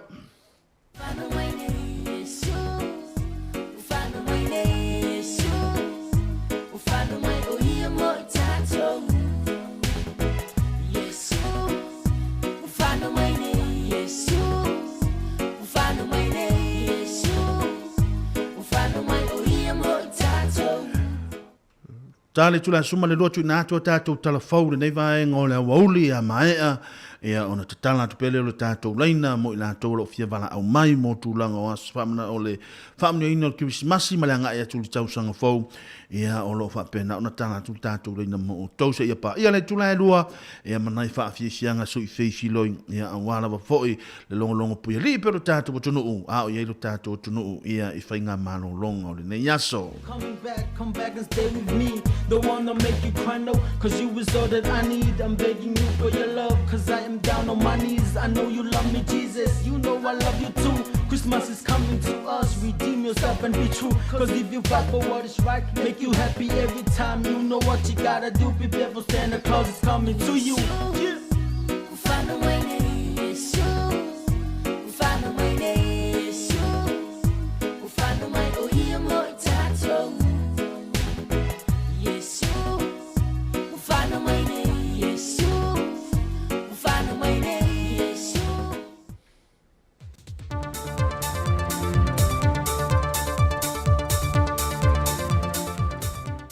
O te toi whaatala whātu le tātua tunuu, e seisi le nei whaopoponga le tautua le siufonga le mua mai Samoa, ta wala ea na talafou. O whata oto le fionga le ofisa sili mtanga rengo a onga ta alonga maanganu, le fionga e au Chris Heselman, nisi o ala fua mapolkalam whata te tia mani moe mitinga, mo le mtanga rengo a onga, mo le tolu sanga le paia inga leo lo o tutoe, o filifili ai o iele ka peneta. Whailoa e aul whailoa inga malau tu stala le vaiason tenei. O le ngā lulue whaatasi o le whaitutu o le whaamanu yanga. E ngā lulue whaatasi ele matanga luenga whaia onga whapea foi whana wā onga. E na ia tau lau o le whaamoe moe. E pei ona nau iai mātua maa inga. Sau nofo ia e au. O whaafita auli mawhaiti o ngolo whea ngai e pea mala matanga luenga. Ua leo ne mata opo fau. Ai o le ngangara vaia. o na ngā lule whātasi na iasi tia ile au o nanga marita haua o la lato tautua mo Samoa. Sau noa e au, sa ese level tūlanga le vaa ai mai tua. E na ua sao wha ili whaatinonga o le ngā luenga, e ese whailo na ia whaatinonga, o nolo o iai lava ta ia lau lo lima ta ite ina ili whaatinonga o ia ngā luenga. O ai au o los furuiva tausango tautua vaenga ese o moa awa onga, ma walo foilo na sile fi e o nanga ese whaatinonga tiu te tau ave mamata opu tau ia o onga. Ese funmal tau sango ia tau aveina tau fingo le pule whaatonu moa onga le kāle sia kātoliko. Len amata mai le lua fes funmal tolo, sa ia o mai le lua fes e funmal ono. Sa mua inga lue a e au o se whaia onga, o se sui pule a onga, wha pe mal tau finga pule a onga ia onga mawalulunga le kāle sia kātoliko. Sa avea foi o ia mataitei fono mo le Universitea o Samoa le NUS, mai tau sanga lua fe se fulmal wha, sa ia mai tau sanga e lua fe lua se fulmal tasi. Wai lima neo leo se ali e tos fultasi tau sanga le matua, ia Edward Fanueli, ile maliwe se tama ita imanu le malo, ia mele sengi solo, e na wafao ngaina leli ia Edward se la au malosi, e wha o ele maliwi le tamai tai. Reporti o maa ue o telefou, o ila ue o se wo, a ena maliwi le tamai tai le whale o leli o etu te ali saa, e le polas whareilo le vaiaso na tenei. E wha maumonga le mtanga luenga o leo le masino te sembale nei, o le i mai a ua lima maliwa wha mawina, a o le i au lia le tausanga fau. Le ata lia se feilo inga mtanga luenga leo malau tu stala, e au ili ai ia maliwe lima, e pe ona reportia. O le asfarela levea son te neina wha mawina e tala wha solipito le leiti o le si ufonga le laumua le Samoa Capital Radio. Wa te tala tuea na wha saralonga maile tai au ilona ofisa i Samoa, wha pe ona wha ngā solo ena Port Kalame Masani tai au te itasi, ilona ofisa wha saralau o tui polilua. O se moe mitinga sa tā pena le fionga le li pule, le fionga afamasanga te alu moresi. E tā pena ile le tio le Samoa Capital Radio, pe aonoa a fielon ofisa au tui polilua se wha lave wha le natura, ma le mawhai eo na wha awawa na wha salalonga Masani, ai ole ale tau fia na wha salalonga malantau tua, e ala ele wha awa watu elon ofisa fau i Samoa. O moi mitinga la fionga ya whamsanga moleanga i luma le Samoa Capital Radio, ina ia fausia foisi on ofisa wha pei o Samoa i Ausitalia, Hawaii po Amerika foi, ile wha moenga e tasi, ia le mo tusia le tautua le si ufonga le laumua, e tautua ile mamanu le atunu o Samoa, i so se vaenga le langi. O le versa nei, o le whaonga i nei le ofisa le si ufonga le laumua i Samoa, le te tala ino ana Port Kalame mai le tai au se i pa ia li tula e se fulu, se i o ina wha ato tole au unanga, mo le anga i le lumanai. O le whatu ato e mau maini wha maumonga mai le mtanga luenga le soifua malolo ina, i wha maumonga mo i lantou wa a fia i siamo le Covitis furuiva, le na wha mawina vai asun te nei i lantou e to fitu, le wa a fia. E leo manino mai le reporti i lantou na a fia pe mai tangata malanga mai atunu i fafo, beo i lantou lava olo no nofo i le atunu. Es fulu lima afe i vasa lau valus fumalelua le awhai o tangata Samoa, wa a fia i siamo le Covitis furuiva, e o mai il masinan te nei o Novema. O le aso le nafi le na whaatau nui nai le whae i natu le swafa ano vao taua, e le furupeki ta uta ua le awa le toa Samoa, le sunga Joseph Aukuso Swali, le sa whaatau teia la fionga sa titoa le bata, o se whaafotutupu sa whaatumulia ai le a fionga le taiawa na nafi, e na ua whae e le swafa, e le sui o le toa Samoa. O le itulai se fulmaltasi le fiafia na nei, o le atau nu waile vaenga mo mua le au o le toa Samoa, au le tolu le vavea o le asolulu, o le atau nu mei whanua leisi vaenga anto o le au. O le afo le itulai valu le aso toa fiu whaatulanga mai le Port Kalame, o le awhaisau ni ngā lotu wha le malo, le whaatu teia le malo le kale sia kātoliko i mole vai.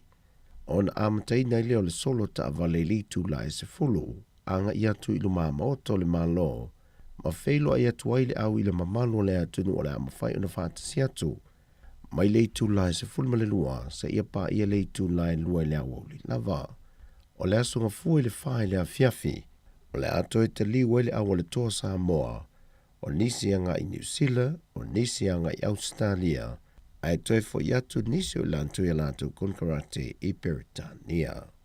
O tala fawia mai Samoa manuia le ni aso le tantu o tunu fasoi foia.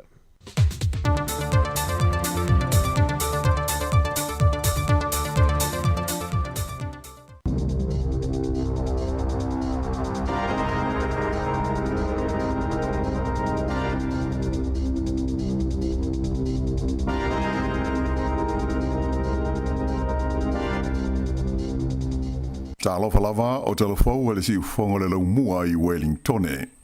O le tala mua, o le unua i whaamonianga o le Krismasi ala na mai estete le tupu o sa lesa le tolu, sa ia tō manatu ai i le tūlanga taunga tau le soifuanga, ma mawhatianga o whea ngai ma le tō tele o tangata, i le uti o le whasoa, mo le tausinga masani o ainga.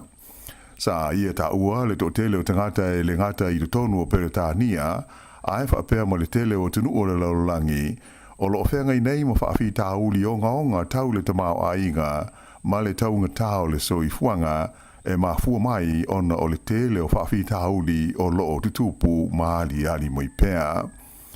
O le saunoanga whaamanuia le tupu ia sa lesa le tolu, sa puaina le i le tonu o le malu le St. George Chapel e Windsor, le o lo lango mawailo na tua le tupu tamatai ia Elisabeta le lua. O Elisabeta le lua sa ia amataina ia le whainga le nei e puaina i saunoanga whaamanuia o le Kirisimasi mo le whaasara lawina i le aso le Kirisimasi le tonu o Peretania tele whapea mamalo uma o le tau pulenga ma le lalolangi.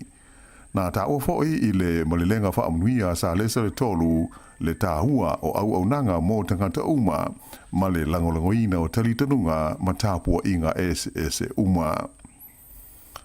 E ui ina sa whautua ina tangata o New Zealand ina ia whaete te le whaaru tupe le nei vai taimi o le taunga tāo le soifuanga, ai le ia vea lea mo me whaavai vai ai le whaitau fia awhi o tangata whaatau na whaatumuli ai whaleoloa te tele i taulanga whaatau i tu ese o le tunuu i le Boxing Day ana nafi, ia i la tau sa fia maua ni oloa e pa le tau.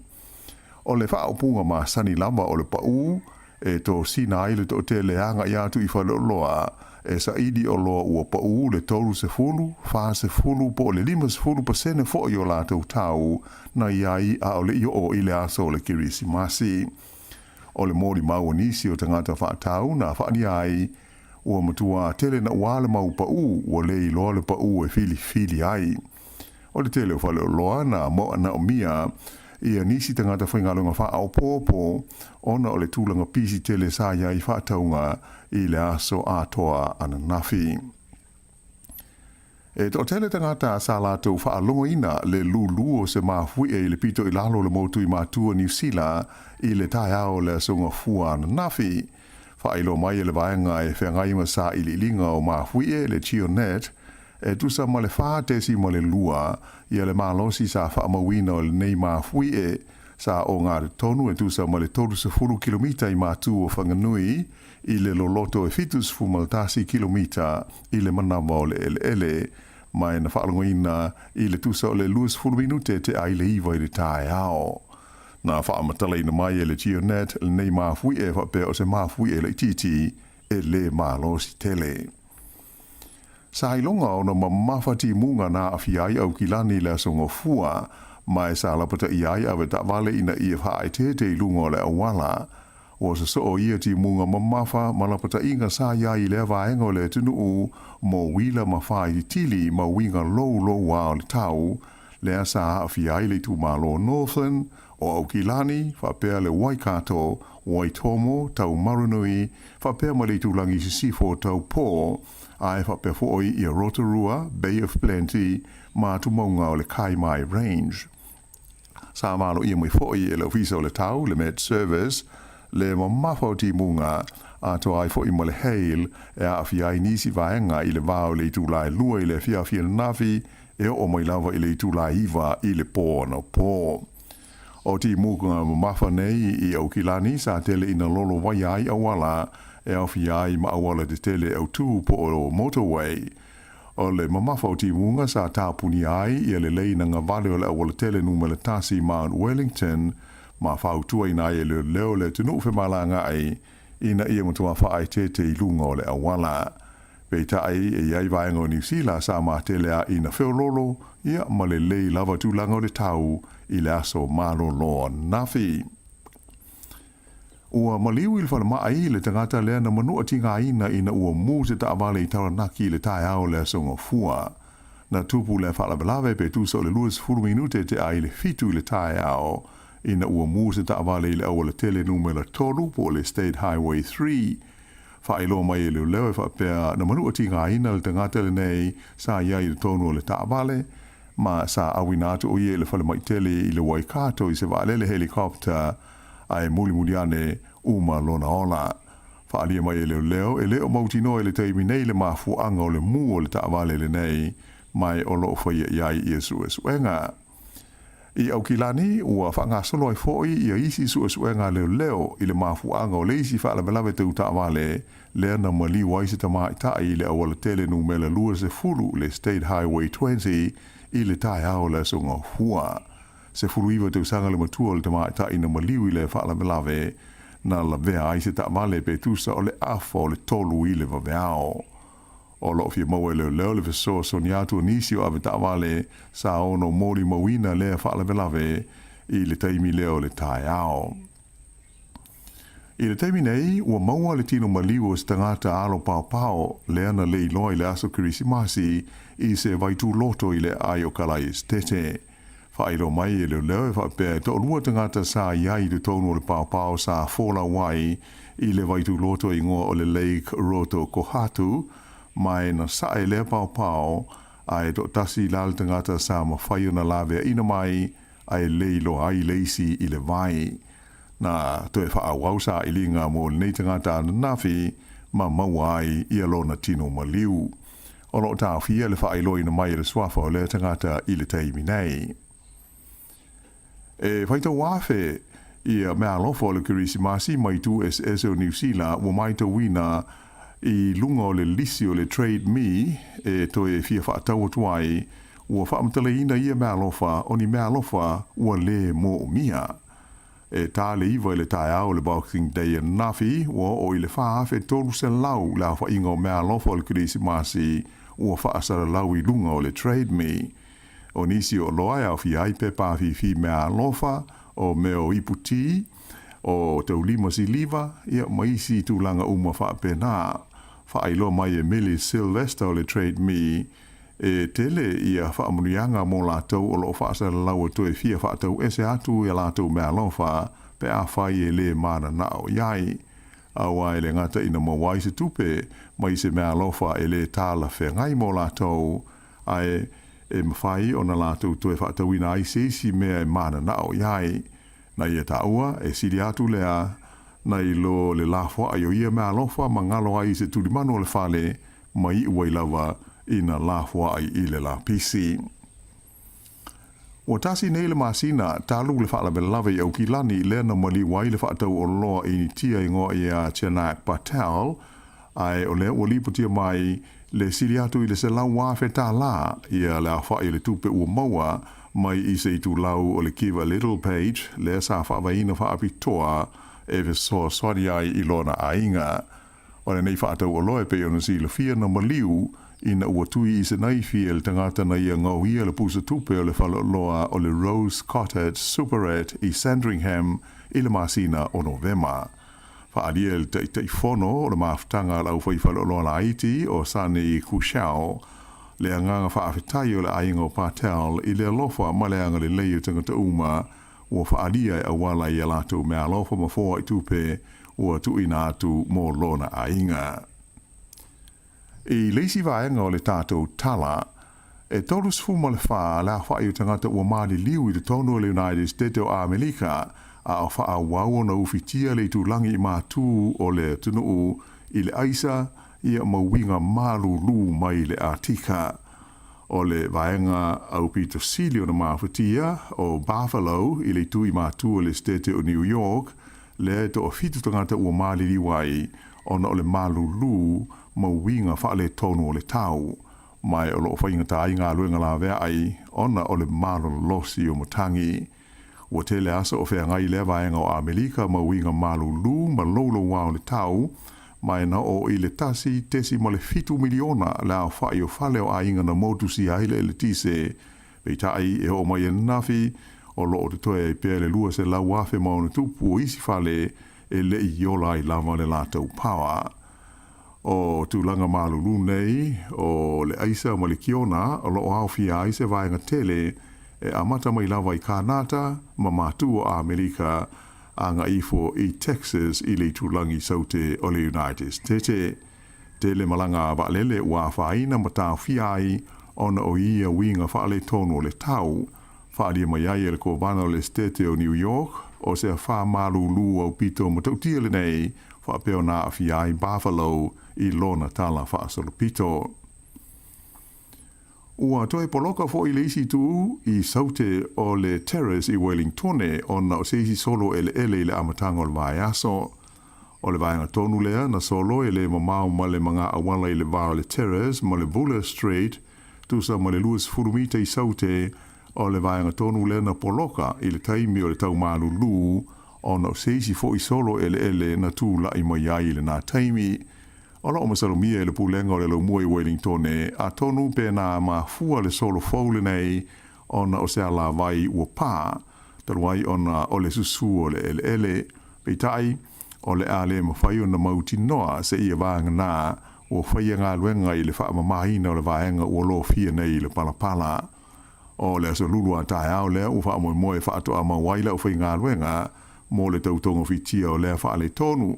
Ai mo le teimi nei na ta o mai e whapea o loo mawhai awe ta wale o na wha o ngā ia nisi awala e wheo ai ai. Ma le tala muli na amata nafi se pa o pasese le company va lelo le Jetstar e amata tu le fast food lima ta la mo malanga I do tonu lava o New Zealand a ngai I le se lau tolu suriva ta la mo nisi o na malanga wha alewa o ma lo. O le vai luanga o le po, le aso luas furono te sema na amata mai aile nei pa ai wha moe wha uma I le toi tasi le minute le sfurulua I le vai luanga o le po a nā nei, se ia vanga nā ua vave o na uma I a wanoa o loo iai. Wha ilo mai le company o aso ma teimi mo malanga I pasese pa nei e amata atu le wha unga o Januari, se ia o I le vai luanga o se tema o le lua afe luas ful tolu. O loo whautua ina tangata uma, e fia whata wai, a ma whaongale nei pa o, ina ia sila le lei ma manino I tuutuunga o pasese pa o nei, a o lei whata wina. O nisi o pasese o loo mawai, a o fia ai le fast food lima ta la, mai au kilani I Dunedin, limas fururua ta la mai au kilani I Queenstown, ai o malanga whaalewao ma lo, e au fia ai le pasese se lautolu iwa ta la, mai au kilani I le Gold Coast, ma au kilani I Sydney e se lau fast food mo le lima tā la. Ea o le whaingole nā o talafou.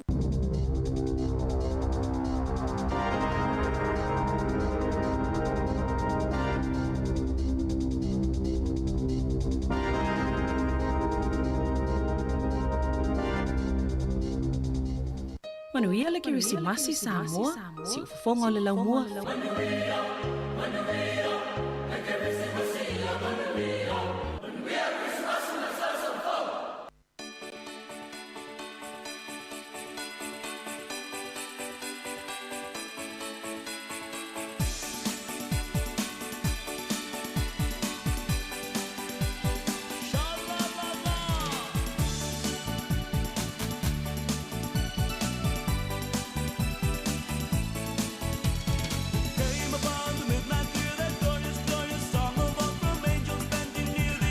Ia le nau whaafonga mata tātua tunu le nei vaenga o le awauli na ua toe lua skula nei minu te wate e leitula suma le lua. I le tautua o le unanga le nei le tātua wala leo loo whai pē le nei tai ao. ia i le tasi ono tesi ma le tasi whamo ia i lona la i nei polrua. Ia le na ua mai ale tui nā tō tātou talafou le nei vaenga le tai hau mo le tui nganga le whaftai tele lava. Ia i le fionga ia la wano ia te lawa mo tātou talafou i nei New Zealand. Ale ngā tawhoi lea. Ia ole usa ia tāse Salam Sam o lo pena o mafuta mai Samoa. Ia nisio vaenga o lo whapena o tupu le tātou tonu. Ia mo wasis whapopongo tātou talafou le nei vaenga o le tai hau po le tulai tasi. Ia ona tu ina tu leo tātou telefou ia ma wha mai na le tūlanga o tātou tautua ia i le tūlai lua. Ai mana tua mai ale tūlanga o tātou tautua ia i le tūlai lua ono ia i le tātou apple na lua sumare wha. Fitu aso le vai aso o loo wha pēna ona i lungo o lau tātou lungo o le tātou telefoni e ma whai ona e wha o ngā ina ia o loo ia i le Samoa Capital Radio ia e ma whai ona e wha o ngā ina i le aso ma le aso. So se vahenga lawe te malanga i ai, pe te malanga i Wellington, pe te malanga i Aukilani, pe te alu i Amerika, pe te alu i Samoa, po o whea lawe te malanga i ai. Na ona tu ua le tamarina le luasu wha fitu aso le apple na ea ona tu ulola ia mau ia phone vo ile le o taringa ia ona e fai lole o so mano longa ea ai tau tuha o ile tamana moria o ilo moto mano lawa ia iso se vaenga lava o lo e mana o mia te malanga nga iai ia e fa longo tu fo wa e nga lala o e hia tau sam ia bo wa e fia mo e fo na le fai a sina tamai le ta wata to le nap fo le va parang ia va palangi va pertania ia na mai alava e to te pe mo la to e malanga o kilani mai le malanga mai nei na ona e to te ia ne lava to e ti le tatou apple na ia ma to e fa au au me lo fa nga malanga mana tua e se lau wa le fa am le mai la fa tu langa ina ia o tatou awala sawa ia ai fo inisio tatou fa ndo ilo le na ta i lima se fulu ta i fitu se fulu ia i totono mga hala o ia o tatou ai fo ia po tatou motu po tatou nu atua oi ia ina ia mawhaiona e wha maluina wha mole mole ia mo la tolo malanga ni nei vaenga le tai au manuia tele whainga malanga ni nei vaenga o le awoli manuia fo le whainga malanga tu Samoa e se amu ia o tausole nyo e se na o le melo o ia o lo loto i nei a o lo fatu le Samoa ia le lei da to mo fai e le tana le sto i no matonu le leila maua o to e maua o to i futu io e maua o to na maua vo ia le no mo tu te malangai ia na no matu tau nu o ai fale olo New Zealand pai matu te le to watu io ne o matu wo o mai matu tu nu ia o le tanu mi ai o matu ia le na le o matu mai nei ia le ole amatu toyo mai tia elo matu tru fa talo fa to el maulunga pa ia maulunga tatu tru nga ta fo le ni so ila to lo penano to ma fu to mai fa to ma fu to mai maki manela fa longo longo le nei va nga le wauli ia fa talo fa tia te o to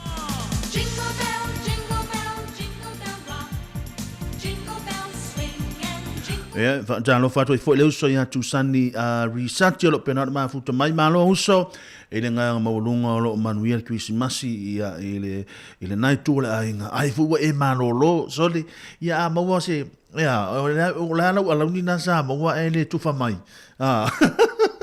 malolo nga lue malolo sai ava pe o fe ngai matulanga o ta faungo nei vai ngole aso ia tau tuana ma o tuana ia tato walo ma fa nau e va talo fa foi le uso ia tala le vai ia o lo pe na o ma futa mai nga siata tala o vai le lua no pena ma futa mai nai o kilani mana uso manuia tele Christmasi ia nga ta foi le ia o to fine ia Camila ia lo pena ma futa mai nei vai ngole woli ia malo nga lu manuia tele Christmasi ia te oto ia fa pe o nai manuia ina ia wala au mai io manuia tele Christmasi mta faonga mfainga manolonga ia o lo fa pe na no to fianga yai ia fa talo fo le so ia ku resa sa fa el penor ma futa mai le te fa longo nei taupol te malo o le sa o nga to nua ia me to ta faonga a wai lo le wa malo lo tu ave esele ofu le ave esele ofu le afu le pulo le fa onga le tulango ngaluenga ia ai fai le pulo ta fau le ala ma futa me le sunga ia ku resa I nai taupo pe I alta malo nai ta polo golf I nai le I nai taupo ia manuia te le ia ta faunga ma fuafuanga fane a ingolo whenga iei o tau ina ia manatua ia e toe vave me ia wha umane tu whaina ia o paso ni tangata lai tono lau ta vale alofa atu mo o tau ia manuia te le ta faunga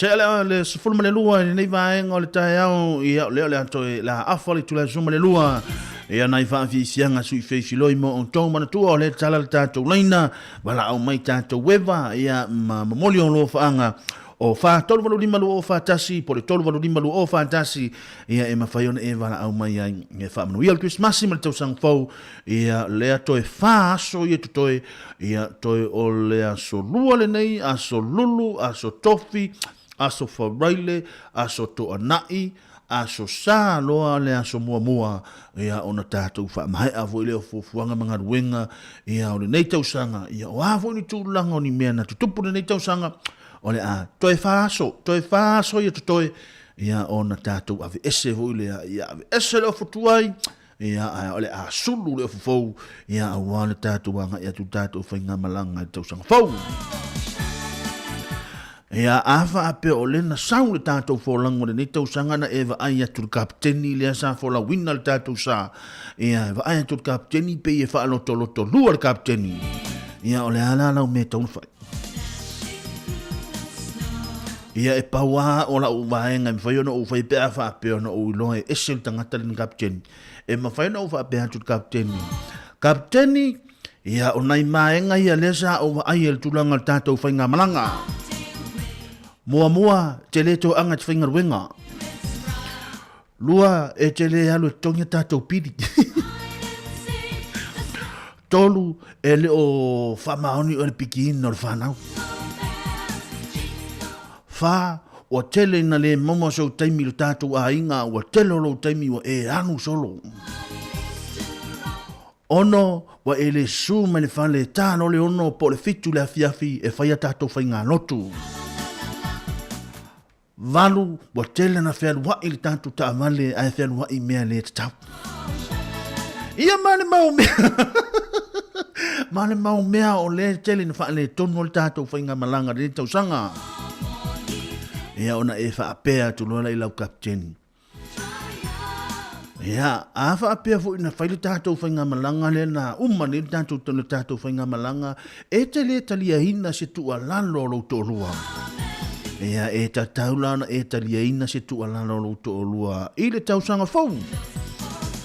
Ale na ia fa se e mai oi fa se tu ngalu mai oi. Ale ole a una to huli le tatu sa.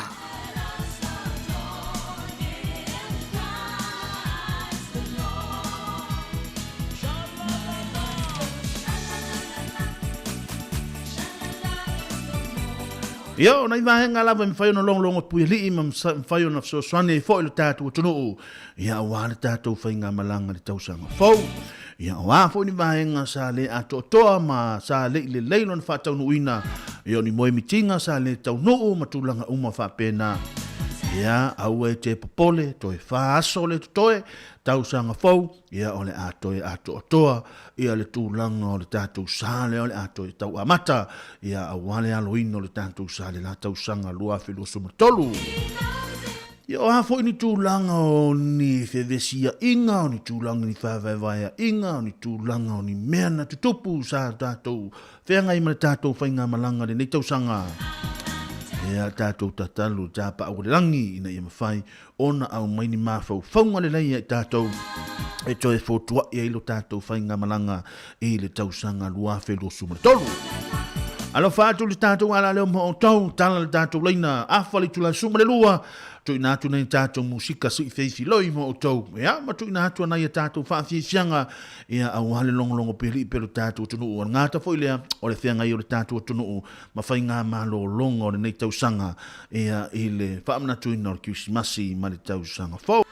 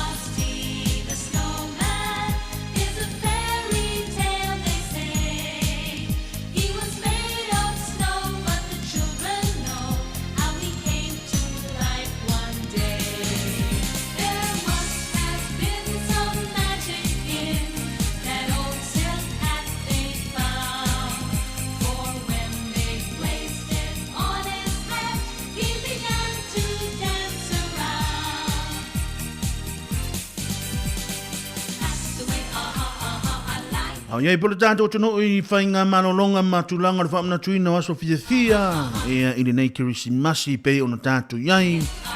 Ia mamoli atono whaanga I le sunga ia si anava ki o te vita ro penara mafuta mai Samoa le nei vaenga le wauli. Ia ngata foi lea ia o tusi pepa tunu mafono po ro penara mafuta mai au kilani. Manuia tele le kirisimasi. Ia il nai pito no o tātou tono ia o lo whapena o no tō walalam papa o inai au kilani ia ile nganga maulunga o lo o manuia fo I fuanga whaanga solomo o tau ono o tau e whai tele sina pisi nai au kilani tau tuana ma o tau le tūlanga o saunga le mu nei aso ngā tafo ilea ia o le tātou wanga ia tu tau whamai a hei hina o le nei tau sanga.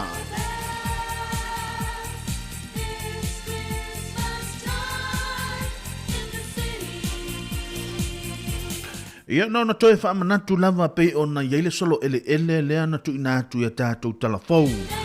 Ia le mātou pitonu I nei Wellington I o le terrace. Ia le wha apea mai e mafua mai se ala vai wapa. O lo masalo mia se tūlanga wha apena. Ona o le mafua anga o lau wha matalanga. Iai nisi o le tātou tunu e ngata fo lea. O alo mawhanau lea sa no fua onga I na. Ia o le lata le vahenga le tupu ma le wha le vahenga lea. Ia mo meo mala whaali nā tura, ia e mea ia ele ma whai una tātou tāu fia. Ia aha ua sau wale solo ele I lalo ia ua sau lava. Ia ona to telefoi niso le tātou au whafonga e tele wala au mai le vahenga tonu lea. Ia ma aile tūlanga le saunga le mu. Ia po le ali isi ngai o inga e ma whai ona whai. Ina ia manu pui ele nai tū o le tātou. Tono! Lea wano pel tātou laina wala au mai, se wala au mai. Wala au mai tātou tala noa, ne yasom tātou wewa. Ea le wale tūlanga le whamna tuina tūlanga le Christmasi, ma le tātou anga ia tūtausanga fau.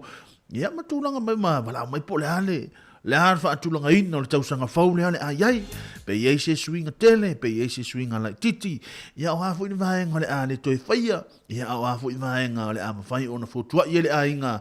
Mo le anga ia tūli tausanga fau. Wala au mai tātou wewa. E le nei vahenga le aso. Tau ma whai pēle tātou ana leo. Tu ina atu nei whaafisianga sui feisi loi mo o tau.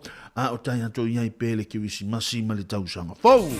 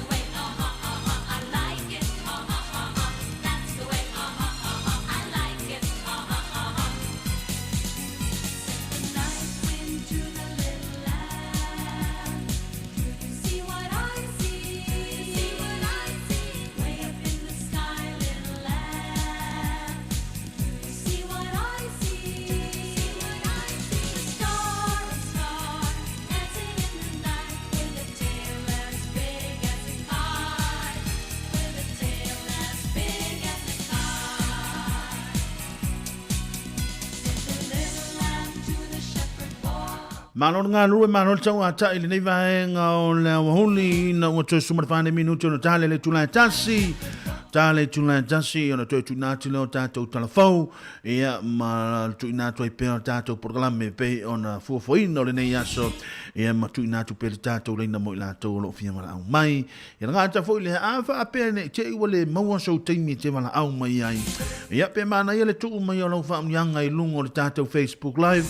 Ia o na au tau ma whahile e wha leo i nā tūre nei aso. Ia o ngā pētoi whāso tutoe. Ia o na mai a fo i lele nei tausanga. Ia o na tātuanga ia fo i lele tausanga. Pau! Ia pei ona tātou iai pēr whaamna tuina aso fia pei ona iai. Ese le mātango fia o le tūranga lo iai tātou i nei. E le ngata i nei Wellington o New Zealand atoa o Samoa o Setalia. I le tūlanga le lei o le tau. E ngata fo i le ia o le tūlanga Paolo. Ia i le whaatino ino fi au mangaruenga pei o le masani. Ia i le tūlanga o le tātou tono.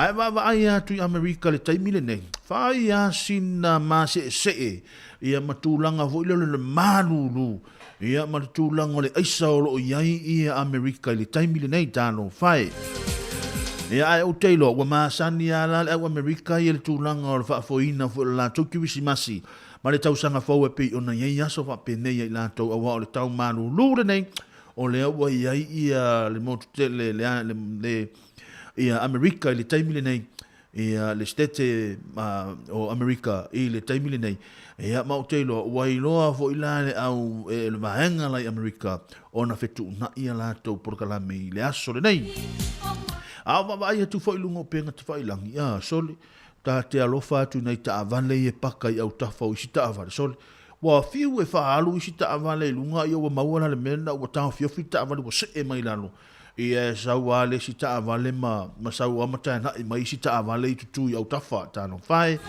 ia te outou ia manuia te le Christmas ia te outou ia le Christmas ma le tausanga fau malulu ia te outou ia manuia fo i fuanga whaanga solo ia te outou nei aso aso le nei o le aso lumo le nei a mātou au te lo le aso ngafua le nei a outou ia wa ia inisio tātou o mapa angolo whaafonga mai Amerika Fatalo fa foi le usa ia Yulai o Sefa o pena o mafu tamai le nei vaenga o le auoli o lo fa pena o na mafuta tu nei ia i Seaview Road i nei Lower Hutt ia a malanga mai ia i le usa i Kalaistete ia fai ma evala aula lo i Kalaistete li po a mai ia le tinama tamai tieri ma e fa manu ia le Christmas sole ri Yulai Ea ma e fai o le solonga le leia o le mpa le nia i nei Wellington.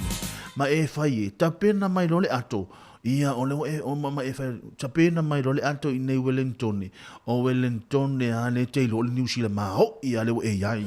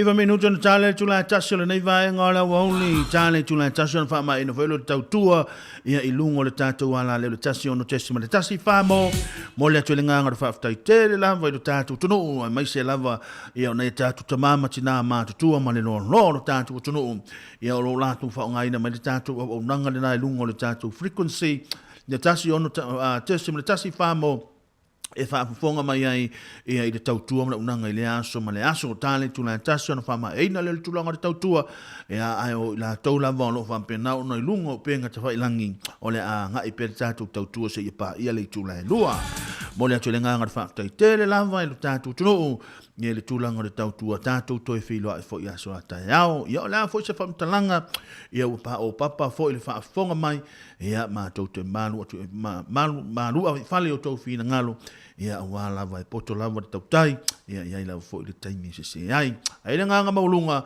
o le atato filo ai pe mo to le aso tai au manuia tele ngana wenga nei aso manuia fo le Christmasi o lo fenga ai a lo fatu mo to ia wo mapaanga o lo fa fonga mai lungo le tato le jo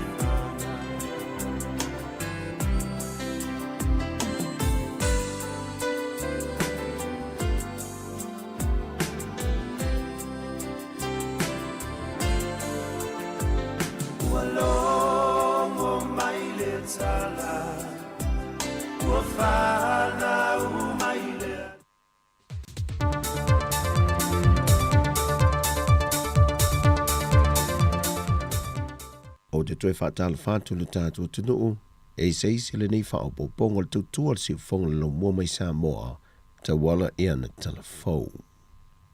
O whata oto le fionga le ofisa Cecilia Mtanga Rengoa onga ta alonga maanga nuu, le fionga e au Chris Heselman, nisi o ala fua mapolka le whata te tia mani moe mtinga, mo le Mtanga Rengoa onga, mo le tolu tau sanga le pae inga leo lo tutoe o filifili ai o ye le kapeneta. Whailoa e au le whailoa inga malau tu stala le vaiason te nei. O le ngā lulue whaatasi o le whaitutu o le whaamanu ianga. E ngā lulue whaatasi e le matanga luenga whaia onga whapea foi whana wā onga. E na ia tau lau o le whaamoe moe. E pei ona nau iai mātua maa inga. Sau nofo ia e au. O whaafita au li mawhaiti o ngolo whea ngai e pea mala matanga luenga. Ua leo ni mata opo fau. Ai o le ngangara vaia. O ngā lulue whaatasi na ia si tia aile au o nanga malita haua. O la lato tau tua mo Samoa. Sau noa e au. Sa ese level tūlanga le waa ai mai tua. E no sao wha ili whaatinonga o le ngā luenga. E ese whailo na ia whaatinonga. O nolo o iai lawa ta ia lau lo lima ta ite ina ili whaatinonga o ia ngā luenga. O ai au o lus furuiva tau sango tau tua vahenga ese o moa awa onga. Ma walo foilo na sile fi e o nanga ese whaatinonga tiu te tau ave mamata opu tau ia o onga. Ese fulma tau sango ia tau aveina tau fingo le pule whaatonu moa onga le ka le sia katoliko. Lena amata mai le lua fese fulma tolo. Sa ia o mai le lua fese fulma le ono. Sa mua inga lue a e au o se whaia onga, o se sui pule a onga. Wha pe mal tau finga pule a onga ia onga mawalulunga le ka le sia katoliko. Sa avea foi o ia mataitei fono mo le Universite awa o Samoa le NUS, mai tau sanga lua fese fulma le wha, sa ia o mai tau sanga e lua fe lua se fulma tasi. Wa ilima neo leo se ali e tos fultasi tau sanga le matua ia Edward Fanueli, ile maliwe se tama ita imalo le malo ia mele sengi solo, e na wafao ngaina leli ia Edward se la au malosi, e whao ile maliwi le tama itai. Reporti o maa ue o telefou, o ila ue o se wo, a na maliwi le tama itai le fale o leli o Edward e alisa, e le polas fareilo le vayaso na tenei. E wha maumaunga le matanga luenga o leo le masino te sembale nei, o le i maea, ai ua lima maliwa wha mawina, a o le i au lia, le tausanga fau. Le ata lia se feilo inga le matanga luenga o leo malau tu stala, e au ili ai ia maliwe lima, e pei ona reportia. O le asfarela le vea son te nei na wha mawina i tala wha so le pito le leiti o le si ufonga le lau mua le Samoa Capital Radio. Wa te tala tuea na whaasara longa mai le tae ao ilona ofisa i Samoa. Wha pei o na whaanga solo ia na Port Kalame Masani tae ao te itasi, ilona ofisa whaasara lau o tui polilua. O se moe mitinga sa ta pena le fionga le lipule, le fionga afa masanga te alu moresi. E ta pena ile leiti o le Samoa Capital Radio, pe aonoa a fielona ofisa au tui polilua i se lave whaale natura, ma le mawhai eo na wha awawa na wha salalonga masani, ai ole ale tau fia na wha salalonga malantau tua, e ala ele wha awa watu elan ofisa fau i Samoa. O moi mitinga la fionga ya whamsanga moleanga i luma le Samoa Capital Radio, ina ia fausia foisi on ofisa e wha pei o Samoa i Ausitalia, Hawaii po Amerika foi, i le wha moenga e tasi, ia le mo tusia le tautua le si ufonga le laumua, e tau tuaile mamanu le atunu o Samoa i so se vaenga le langi. O le vasa nei, o le whaonga i nei le ofisa si fonga le lau mua i Samoa, le te tala i noana Port Kalame mai le tai au se ipa i li tula e se fulu, se i o ina wha ato toa le au unanga, mo le anga i le lumanai. O le whatu ato e mau maini wha maumonga mai mtanga luenga le soifua malolo ina, i wha maumonga mo i lantou wa a fia i siamol COVID-19 furuiva. Le na wha mawina le vea sunte nei i lantou e to fitu. Le wa a fia. E leo manino mai le reporti i lantou na a fia pe mai tangata malanga mai atunu i fafo. Beo i lantou lava olo ono nofo i le atunu. Es fulu lima afe i vase lau valus fumalelua le awhai o tangata Samoa wa a fia i siamol COVID-19 furuiva. E o mai ili maasinan te nei o Novema. O le aso le nafi le na whaatau nui nai le whae i natu le swafa ano vao taua e le furupeki tau ta ua le awa le toa Samoa. Le sunga Joseph Aukuso Swali le sa whaatau teia la fia o ngasati toa le pata. o se whaafotutupu sa whaatumulia ai lea whioanga le taeao na nafi. Ena ua whae e le swafa e lea sui o le toa Samoa.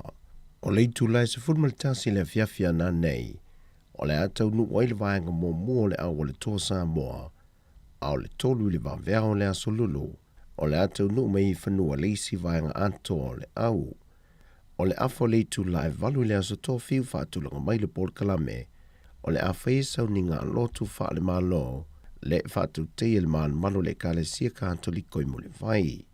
O na amatai nei leo le solo ta avale le itu lai se fulu, anga i atu i luma maoto le malo, ma feilo ai atu ai le au i le mamalo le atunu o le amawhai o na whātasi atu.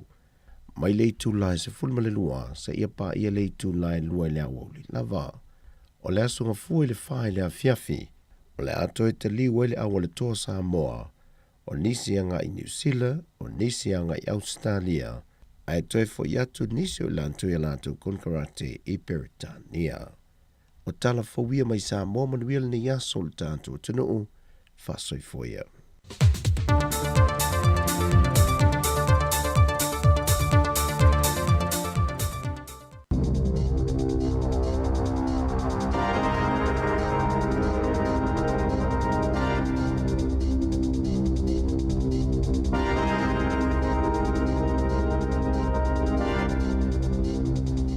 Ta alofa lava o telefou ele si ufongo le lau mua i Wellingtone. O le tala mua, o le ulua i whaamonianga o le Krismasi ala na mai estete le tupu o sa lesa le tolu, sa ia tō mānatu ai i le tūlanga taunga tau le soifuanga, ma mawhatianga o whea ngai ma le tō tele o tangata, i le uti o le whasoa, mo le tausinga masani o ainga. Sa ia ta ua le tō tele o tangata e le ngata i le tonu o Peretania, ai whaapea mo le tele o tunu o le laulangi, o lo whenga i nei mo whaafi tā uli o ngaonga tau le tamao a inga, ma le taunga tau le soifuanga, e ma fua mai ona o le tele o whaafi tā uli o lo o tutupu maali ali mo i pēa. O le saunoanga whaamonuia le tupu ia sa lesa le tolu, sa puaina le i tonu o le malu le St. George Chapel e Windsor, le o lo lango mawailo na tua le tupu tamatai ia Elisabeta le lua. O Elisabeta le lua sa ia amataina ia le whainga le nei e puaina ai saunoanga whaamanuia o le Kirisimasi mo le whaasara lawina i le aso le Kirisimasi le tonu o Peretania tele whaapea mamalo uma o le tau pulenga ma le lalolangi. Nā tā ofoi i le malilenga whaamanuia sa lesa le tolu le tāhua o au nanga mō tangata uma ma le langolangoina o talitanunga ma tāpua inga SS uma. E ui ina sa whautua ina tangata o New Zealand ina ia whaaete te le whaaru tupe le nei vai taimi o le taunga tāo le soifuanga, ai le ia vea lea mo me whaavai vai ai le whaitau fia awhi o tangata whaatau na whaatumuli ai whalaoloa te tele i tāu langa whaatau i tu SS o le tunuu i le Boxing Day ana nafi, ia i la tau sa fia maua ni oloa e pa u le tau. O le whaapunga ma sani lama o le pa u, e tō sina ai le tō te leanga i atu i whalaoloa, e sa idi o loa ua pa u le tolu se fulu, wha se fulu, po le 5% fo i o la tau tau, na iai a o le i o i le aso o le Kirisimasi. O le mōri mau nisi o tangata whaatau na whaani ai, ua matua tele na uale mau pa u, ua le i loa le pa u e fili ai. O le tele o whale o loa na moa na o mia, ia nisi tangata whaingalunga wha au pōpō, ona o le tūlanga pisi tele sa iai whaataunga i le aso atoa ana nafi. E tō tele tangata sa lātou whaalonga ina le lulu o se mawhui e le pito i lalo le motu i mātua New Zealand i le tai ao le asunga fua ana nafi. Whailo mai e le vaenga e whengaima sa i li linga o mawhui e le Chionet, e tusa ma le whaatesi ma le lua, ia le malosi sa whaamawina o le nei mawhui e, sa o ngā re tonu e tusa ma le 30 kilomita i mātua o Whanganui, i le loloto e fitus fumaltasi kilomita i le manama o le ele, mai na whaalangoina i le tusa o le 20 minute te ai le iwa i le tae ao. Na whaamatala ina mai e le Chionet, le nei mawhui e whape o se mawhui e le titi, e le malosi tele. Sa ilonga o na mawhati munga na awhiai au kilani le asonga fua, mai sa la pata iai ave ta vale ina ia whaai te lungo le awala. O sa so o ia ti munga mamafa malapata inga sa iai le vaenga o le tunu u mo wila ma whaai di tili ma winga low wa o le tau le asa awhi ai le tu malo Northern o Aukilani whapea le Waikato, Waitomo, tau Marunui, whapea ma le tulangi sisifo tau Po, ai whapea fo'i i Rotorua, Bay of Plenty, ma tu maunga o le Kaimai Range.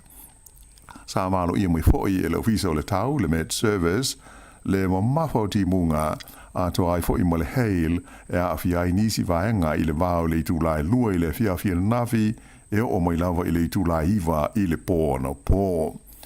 O ti muka mamafa nei i Aukilani sa tele ina lolo wai ai awala e awhi ai ma awala de tele au tu po o motorway.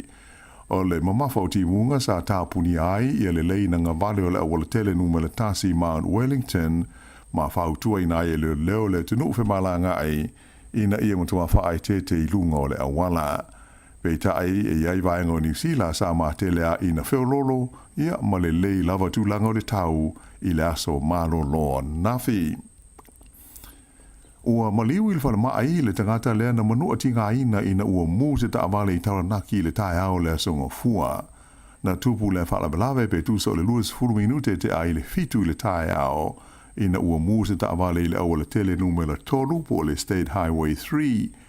Whaelo mai e leo whapea na manua tinga ina le tangata le nei sa iai le tonu o le taawale ma sa awinatu o ie le whale mai tele i le Waikato i se waalele helikopter ai muli ane uma lona ola. Whaalia mai e leo mauti no e le teimi nei le mafuanga o le mu o le taawale le nei mai o loo whaia iai i suenga. I Aukilani ua whanga solo ai foi i a isi suenga leo i le mafuanga o le isi whaalabelawe tau taawale lea na mali waise tamai tai le awala tele numela lua se fulu le State Highway 20 i le tae ao le songa hua. Se furu iwa te usanga le matua le tamai ta ina maliu i le whaalabelawe na la vea ai se taamale pe tusa o le afa o le tolu i le vaveao. O lo fia maua leo le vesoa soniatu nisi o ave taamale sa ono mori mawina le whaalabelawe i le taimi leo le tae ao. I le taimi nei, ua maua le tino maliu o se tangata alo pao lea na le iloi le aso kirisimasi i se vaitu loto i le ai o kalai stete. Whaelo mai e leo e whapea to lua tangata sa iai le tonu o le pao sa fola wai i le vaitu loto i ngoa o le Lake Roto Kohatu mai na sa e le pao ai to tasi lal tangata sa mawhaio na lawe ina mai ai leilo ai leisi i le vai. Na to e whaawau sa i linga mo nei tangata nafi ma mawai i alona tino maliu. O lo ta fia le whaelo ina mai le swafa o le tangata i le teimi nei. E whaita wafe i a mea lofo le kirisimasi mai tu SS o New Zealand wa mai ta wina i lunga o le lisi o le Trade Me e to e fia whaatau tuai ua whaamtale ina i a mea lofa o ni mea lofa ua le mo mia. E tā le iwa le tae au le Boxing Day and nafi ua o i le whaafe tolu se lau la wha inga o mea lofa o le kirisimasi ua whaasara lau i lunga o le Trade Me. O nisi o loa au fi ai pe fi mea lofa o meo iputi o tau lima si liva ia maisi tūlanga uma wha pena. Wha ilo mai e Millie Sylvester o le Trade Me e tele ia wha amunianga mō lātou o lo whaasara lau to e fia wha tau ese atu e lātou mea lofa pe a whai e le mana nao iai. Awa e le ngata ina mawai se tupe mai se mea lofa e le tāla whengai mō lātou ai e mawhai o na lātou to e whaatawina ai seisi mea e mana nao iai. Na ia taua e siri atu lea na i lo le lafo ai o ia mea lofa ma ngalo ai se tulimano o le whale mai uai lava ina lafo ai i le la pisi. O tasi nei le masina talu le whaala bela lava i au ki lani lea na mali wai le whaatau o loa i tia i ngoa i a Chenak Patel ai o lea ua liputia mai le siri atu i le se lau wafe tā la ia le awha i le tupe ua maua mai i se itu lau o le Kiva Little Page le sa whaavaina whaapitoa e ve soa swari ai i lona ainga. O le nei whaatau o loe pe ona si le fia na maliu ina ua tui i se naifi e le tangata na ia ngauhia le pusa tupe o le whaloloa o le Rose Cottage Superette i Sandringham i le masina o Novema. Whaalia le teifono o le maafutanga lau whai whaloloa la Haiti o Sani Kushao, le anganga whaafetai o le ainga o Patel i le alofa ma le anga le leio tangata uma ua whaalia e awala i alato me alofa mafoa i tupe ua tuina atu mō lona ainga. I leisi vaenga o le tātou tala, e tolus fuma le wha la whai o tangata ua maali liu i te tono o le United States o Amerika a o wha wau na ufitia le tūlangi i mātū o le tunuu i le aisa ia mawinga malu lu mai le Artika. O le vaenga au Peter Silio na mafutia o Buffalo i le tui mātū o le State o New York, le to o fitu tangata ua maali liwai ona o le malu lu mawinga wha le tono o le tau. Mai o lo whainga ta inga luenga la vea ai, ona o le malu losi o matangi. Ua tele asa o whea ngai le vaenga o Amerika mawinga malu lu ma lolo wao le tau, mai na o i le tasi tesi ma le fitu miliona le au whai o whale o a inga na motu si haile le tise. Pei tai e o mai e nafi, o lo o te toe i pēle lua se lau wafe mauna tupu o isi whale e le i yola i lava le lātou pawa. O tūlanga malulu nei, o le aisa ma le kiona, o lo o hau fia aise vaenga tele, e amata mai lava i Kanata, ma mātu o Amerika, a ngā ifo i Texas i le tūlangi saute o le United States. Tele malanga wa lele ua whaina ma tā fia ai, ona o ia winga whaale tono le tau, whaalia mai ai e le kovana o le State o New York, o se wha malulu au pito ma tautia le nei, whaapeo nā fia ai Buffalo, i lona tala whaasolo pito. Ua toi poloka fo i leisi tu i saute o le terrace i Wellingtone ona o seisi solo ele le amatanga o le vai aso. O le vaenga tonu lea na solo ele mamau ma le mga awala i le vao le terrace ma le Buller Street tusa ma le luas furumita i saute o le vaenga tonu lea na poloka i le taimi o le tau malu lu ona o seisi fo i solo ele na tu la i mai le na taimi. Ola o masalomia le pulenga o le laumua i Wellingtone, a tonu pēnā ma fua le solo faule nei ona o se ala vai ua pā, taluai ona o le susu o le ele, peitai o le ale mawhai o na mauti noa se ia vāanga nā o whaia ngā luenga i le wha mamahina o le vaenga ua lo fia nei le palapala. O le aso lulu a tae au lea u wha moe wha ato a mawaila o whai ngā luenga mo le tautonga fitia o lea wha ale tonu.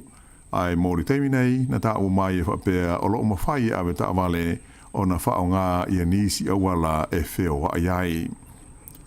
Male tala muli, na amata nafi se pa o pasese le kompani wa alelo le Jetstar, e amata tu le fast food lima tā la mo malanga i do tonu lawa o New Zealand, a ngai i le se lau tolu sfuriwa tā la mo nisi o na malanga whaale wā o mā lo. O le vairuanga o le pō, le asa luas furono te sema na amata mai aile nei pa u, ai wha moe wha uma i le toi tasi le minute le sfurulua i le vairuanga o le pō a nā nei, se ia vāanga nā ua vaveo na uma i a wanoa o loo iai.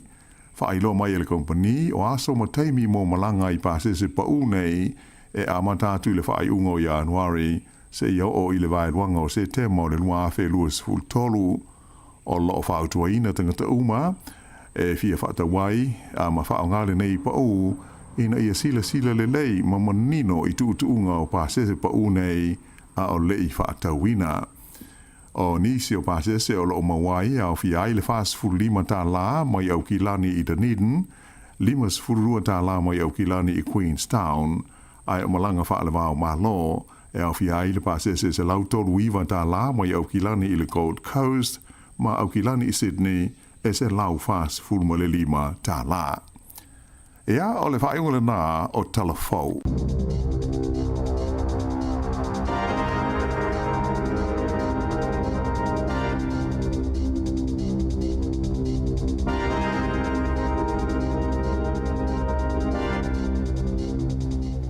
Manuia le kirisi masi Samoa, si ufafonga o le laumua.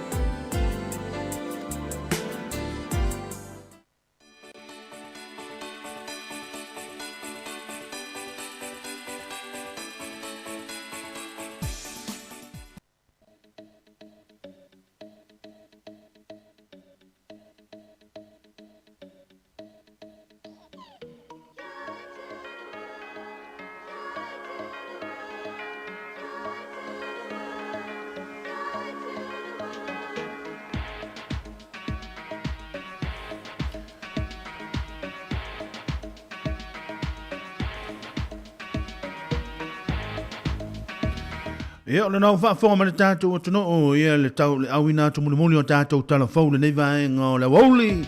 Ia i le tau tua ma unanga le nei le tātou ala leo le tasi ono tesi ma le tasi whamo. Ia e pe ona ia le nei aso lua suma le fitu o te sema lua afe lua suma le lua a o tātou anga ia tu le tau whamai a e ino le nei tau sanga a o tātou anga ia tu fo i le lua afe lua suma le tonu. Maua se si whaapoponga i le aso a tai hao ia i tūlanga o tātou talafou e le ngāta i Samoa a uni sila nei ia mai i le aso a tai hao mole atu le nganga whaaftai tele lava ia i lātou o lo o lātou whaatanuina tātou talafou ia i le whaatanuina o tātou talafou nei aso ia ai maua se whaapoponga i le aso a tai hao. Ia lea o le a afa le tūnai tasi, tāle tūnai luana wha mai ina whelo le tūlanga le tautua, ai manatua o le nāua i le tātou apple nai mwhai ona e whaafonga iai, ia i le tautua le unanga le tātou ala leo tasi ono tesi mo le tasi whamo, fitu aso le vai aso, ia o le nāua uma o na longolongo pueli ia toi pelu tātou. Tono! Ia e whaamanuia toi foe, ia le kiwisi masi, ia wale tausanga fau, ma ia manu tafa, ngā ta foe lea o ngā tia tau ese, lo pena ora mafuta mai Iulai Iosefa, ngā ta foe lea ia o le tofini a tala vau pes 40, ia o lofa pena ora mafuta mai le nei vaenga o le aso. Ia nai whawhiwhianga mo o tau le nei teimi, ia wale tau whamai ina foe, ia o ngā luenga, ia lo fa taunu ina mo ina tau lo fa inga ruenga nga ta fo ilea ia o tūlanga o porkalame fa taunu i tono ma o tamalawa nga ta fo ilea o tā whaonga pei ona iai o tau fa tala fo ia Betty Nansen te alo pe na ona mafuta mai manuia tele ia le whenga i fo i o tātua tonu ia i se au manga ruenga pei ona masani ia sa mai siva ma le tātou pesere nei ia au wala fo i le whenga i o tātua tonu ma whainga maralongo nei aso.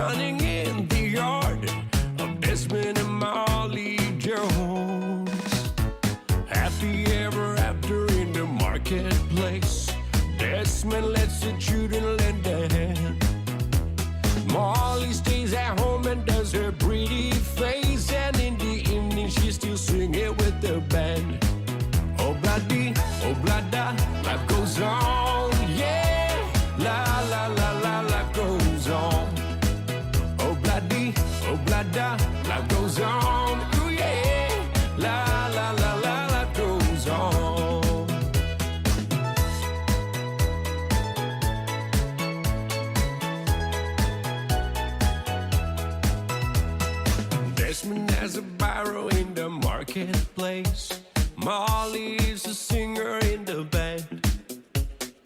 That's my sister Molly, girl, I like your face. And Molly sees his as she's taking him by hand. Oh, bloody, oh, blada, life goes on, yeah. La, la, la, la, life goes on. Oh, bloody, oh, blada, life goes on, yeah. La, la, la, la, life goes on. La, la, la, la, life goes on. La, la, la, la, life goes on.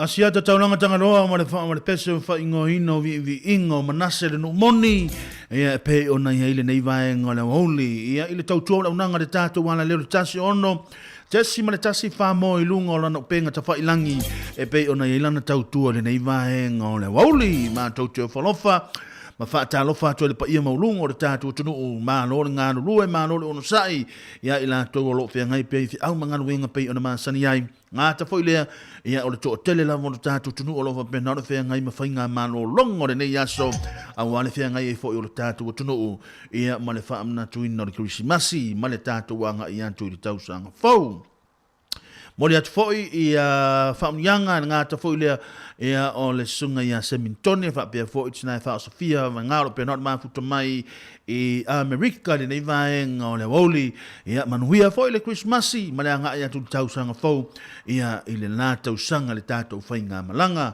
ia ngā ta fwoi lea ia o le ia nu sola o lo pena o le mafuta mai le nei vaenga le woli whapea fwoi le uso ia tu sani miti tu sani risati o lo pena o le mafuta mai le nei vaenga o le aso manuia telefofuanga ia me falava sa inga o lo fia ngai ma le tātou tono ia i le nei vaenga o le wauli ia toe se furma tolu nei minuti o toe ia ona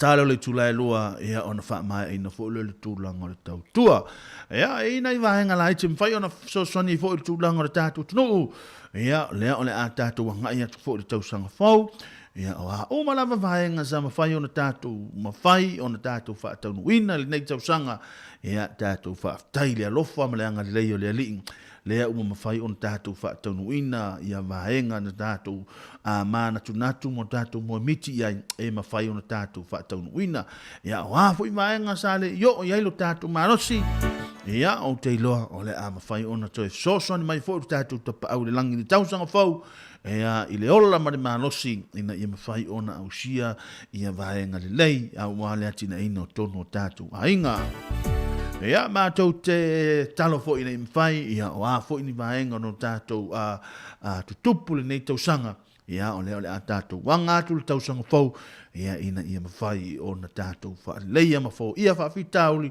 ina ia mawhai o na tātou a ngai pēa male iluma male fia tātou a ngai pē iluma male malosi tātou a ngai pē iluma male fi le mu a ia fisia tātou le whanawhani le alofa male anga le leo le alii i tātou ia e manui ai mea uma tātou te whaia tā whapitola nei pese ma o tau umalama o lo pēna hori mafuta mai ia ina i o tātou maua se tausanga fau fia a o tātou wanga ia tuaile nei tausanga. Mai ani seto whare moe o ma le pesa o whaingoina ia tātou maua ia le nei tausanga fau ma le manuia ina ia mawhai o na tātou maua pēa lea nganga o le whealwhani a lo whaile isi a oni a vease tasi e whai mau fili.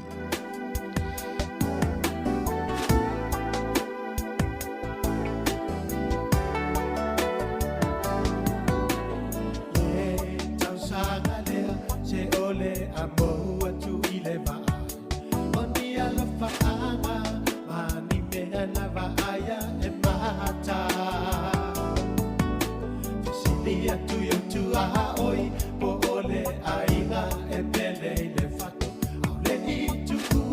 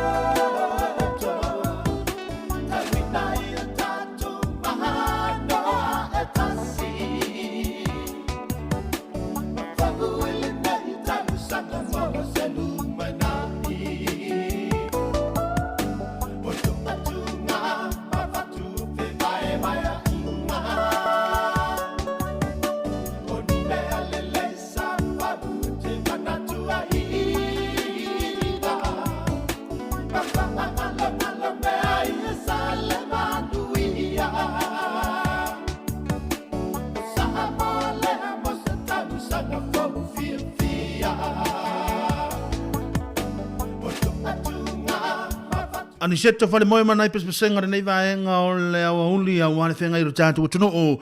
Ia, ma le tau wha mai a ina o whiau mangana wenga nei aso. Ia, pēna iei mātou i nei Wellington, o ka se mana i o le tūlanga o le tau. Le tūlanga o le tau o lo iei mātou i Wellington, le taimile nei o lo o mātua i mana ia le susulo le la, ma o lo o mana ia fo i le savili. Ia, e mo i lawa fo i le tūlanga susulo le la, a uteilo a ua mātua, a asa lawa fo i le la, le taimile nei. Ia, ma ia tātou alo ma whanau, ia ma i le kulimi, fo i le tele na wha o ngā e tātou, ia wane e tātou, walo mana e tātou whanau. Ia, e maana ia le pesele sa au tā i nā tuana nei. Lia le fai mai upo le pese, fai mai o ani mea le lei e mawhai o na tātou, a ngai ma tātou le numanai. Ia o le wha o le tātou osol nā mo le tāu sanga fau.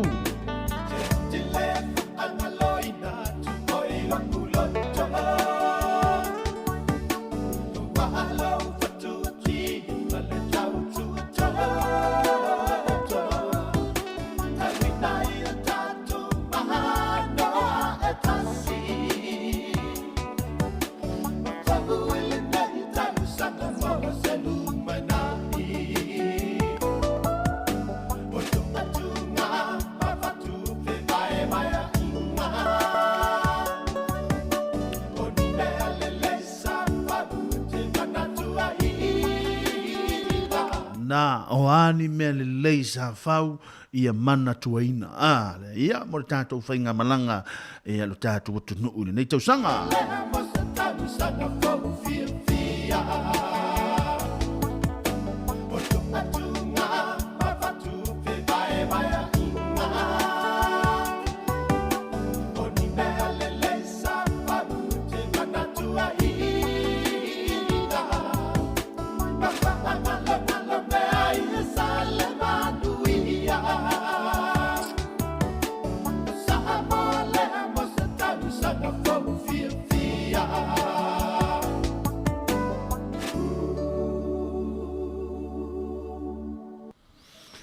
Nai whawi whianga mo taule nei vaenga leo mauli no toe sumale lima ne minuti ono tale le tulai lua. Tale tulai lua no wha mai ina whole le tulanga o tātou porkalame o le nei vaenga le aso. Malo le ngā le rua e malo le ono sai malo le taua. Tai lo tātou o tunu. Ia au whianga i lo tātou o tunu le nei vaenga le aso. Le whamna tuina o le kerisi masi ma le tausanga fau. Ia bei ona tā uia tātou tala fau le nei aso. Mo meo mea lofa fo iwa le toi mana o mia. Ia o mea alofana le ua tele lungo le trade me fo ile le tātou manao e toi whaatau atu a whaapea o le iai se mea alofo ina ua ele e toi manao mia tongi mai i nei i hoe e tasi fo i hale mātou maua ina mātou te talia ma le nganga o le whaaftai ia awa o le nei vai taimi i ole a tele fo le mau mea alofa ia ole a iei fo le tama fo ile le ti ngana ma atu e si tamai mea le anga ia ole a wha mau ia e aua te pole tongi mai e mātou te talia ma le nganga o le whaaftai ia nei vahenga na e mawhai ia awale tūlanga o le whaasoa le nei vahenga o le tausanga o tātou iai alofa atu mo tau ngā te whoilea ia o le opi to malatai ia alofa pena o na mafuta mai sini o se talia whaaftai manuia telefoni Christmasi ia lau sunga mane ainga ia ngata fo ile o le tātou wanga ia tu tausanga fau tuina atu nei tātou pesenga masani o Christmas il nei aso ia o na tātou wanga ia toi lea mo le tau whamai aina o le tātou ngaruenga ma lo le on sai ma lo le tau ngata ili mamalo le tātou tunu manuia Christmasi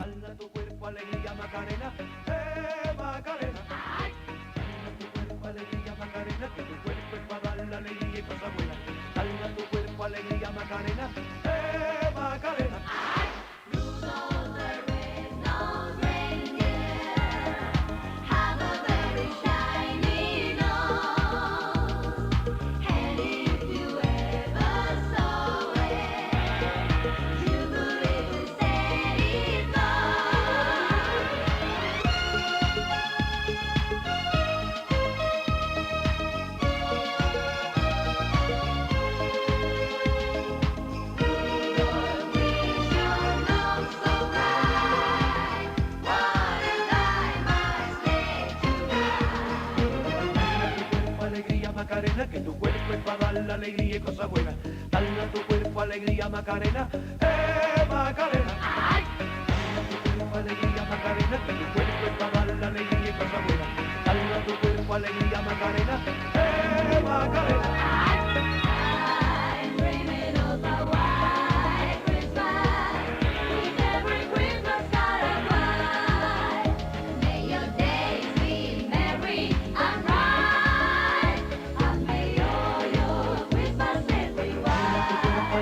Macarena, que tu cuerpo es para dar la alegría y cosas buenas. Dale a tu cuerpo alegría, Macarena, Macarena.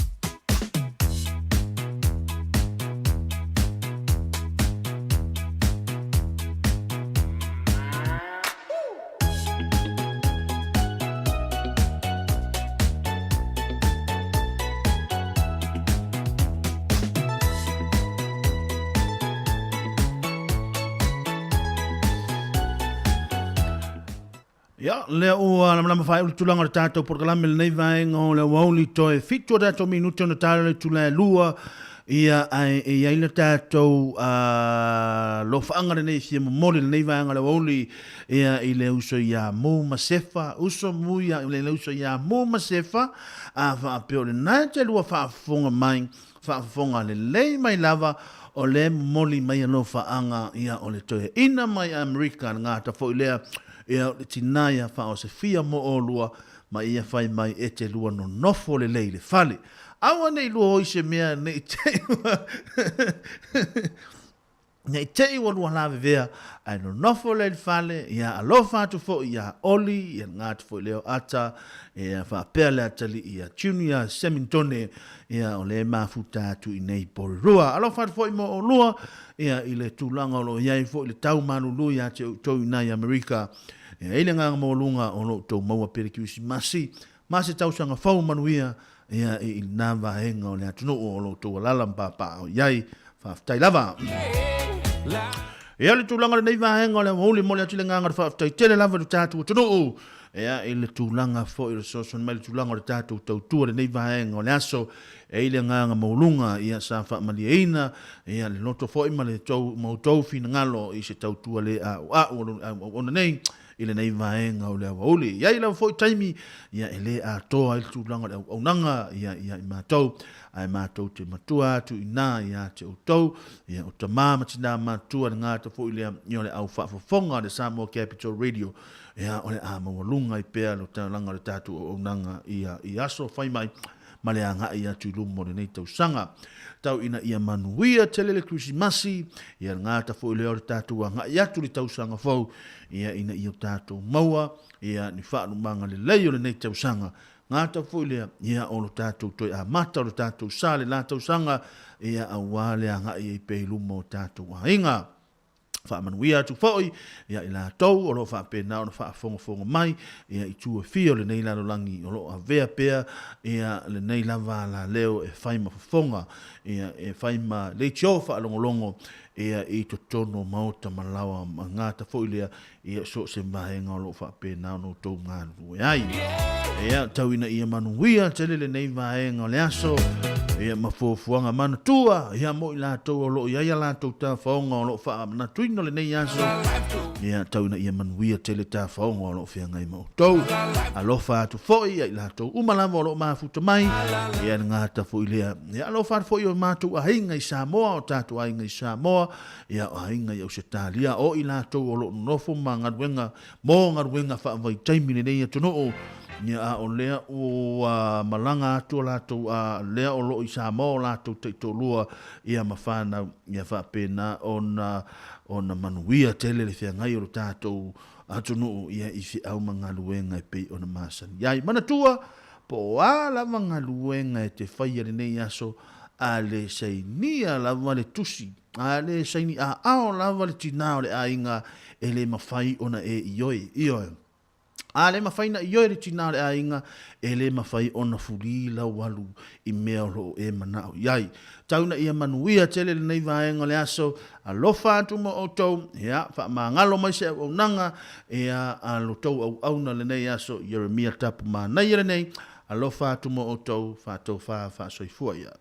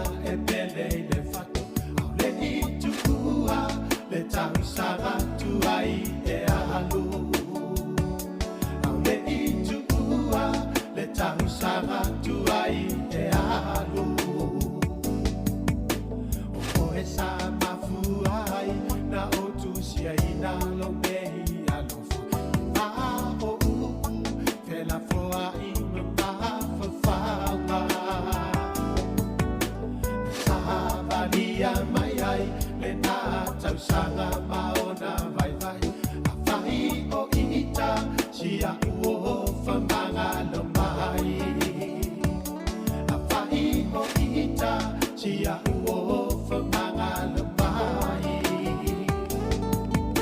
Te te le whaangaloina tu koi laku loto. Mahalo whatuati wale tau tuato. Tawina ia tatu mahano e tasi. Mafahuele nei tau sanga mo se lumanani. O tu atunga mawhatu te vae vaea inga. O ni mea lele sa whahu te manatua ina.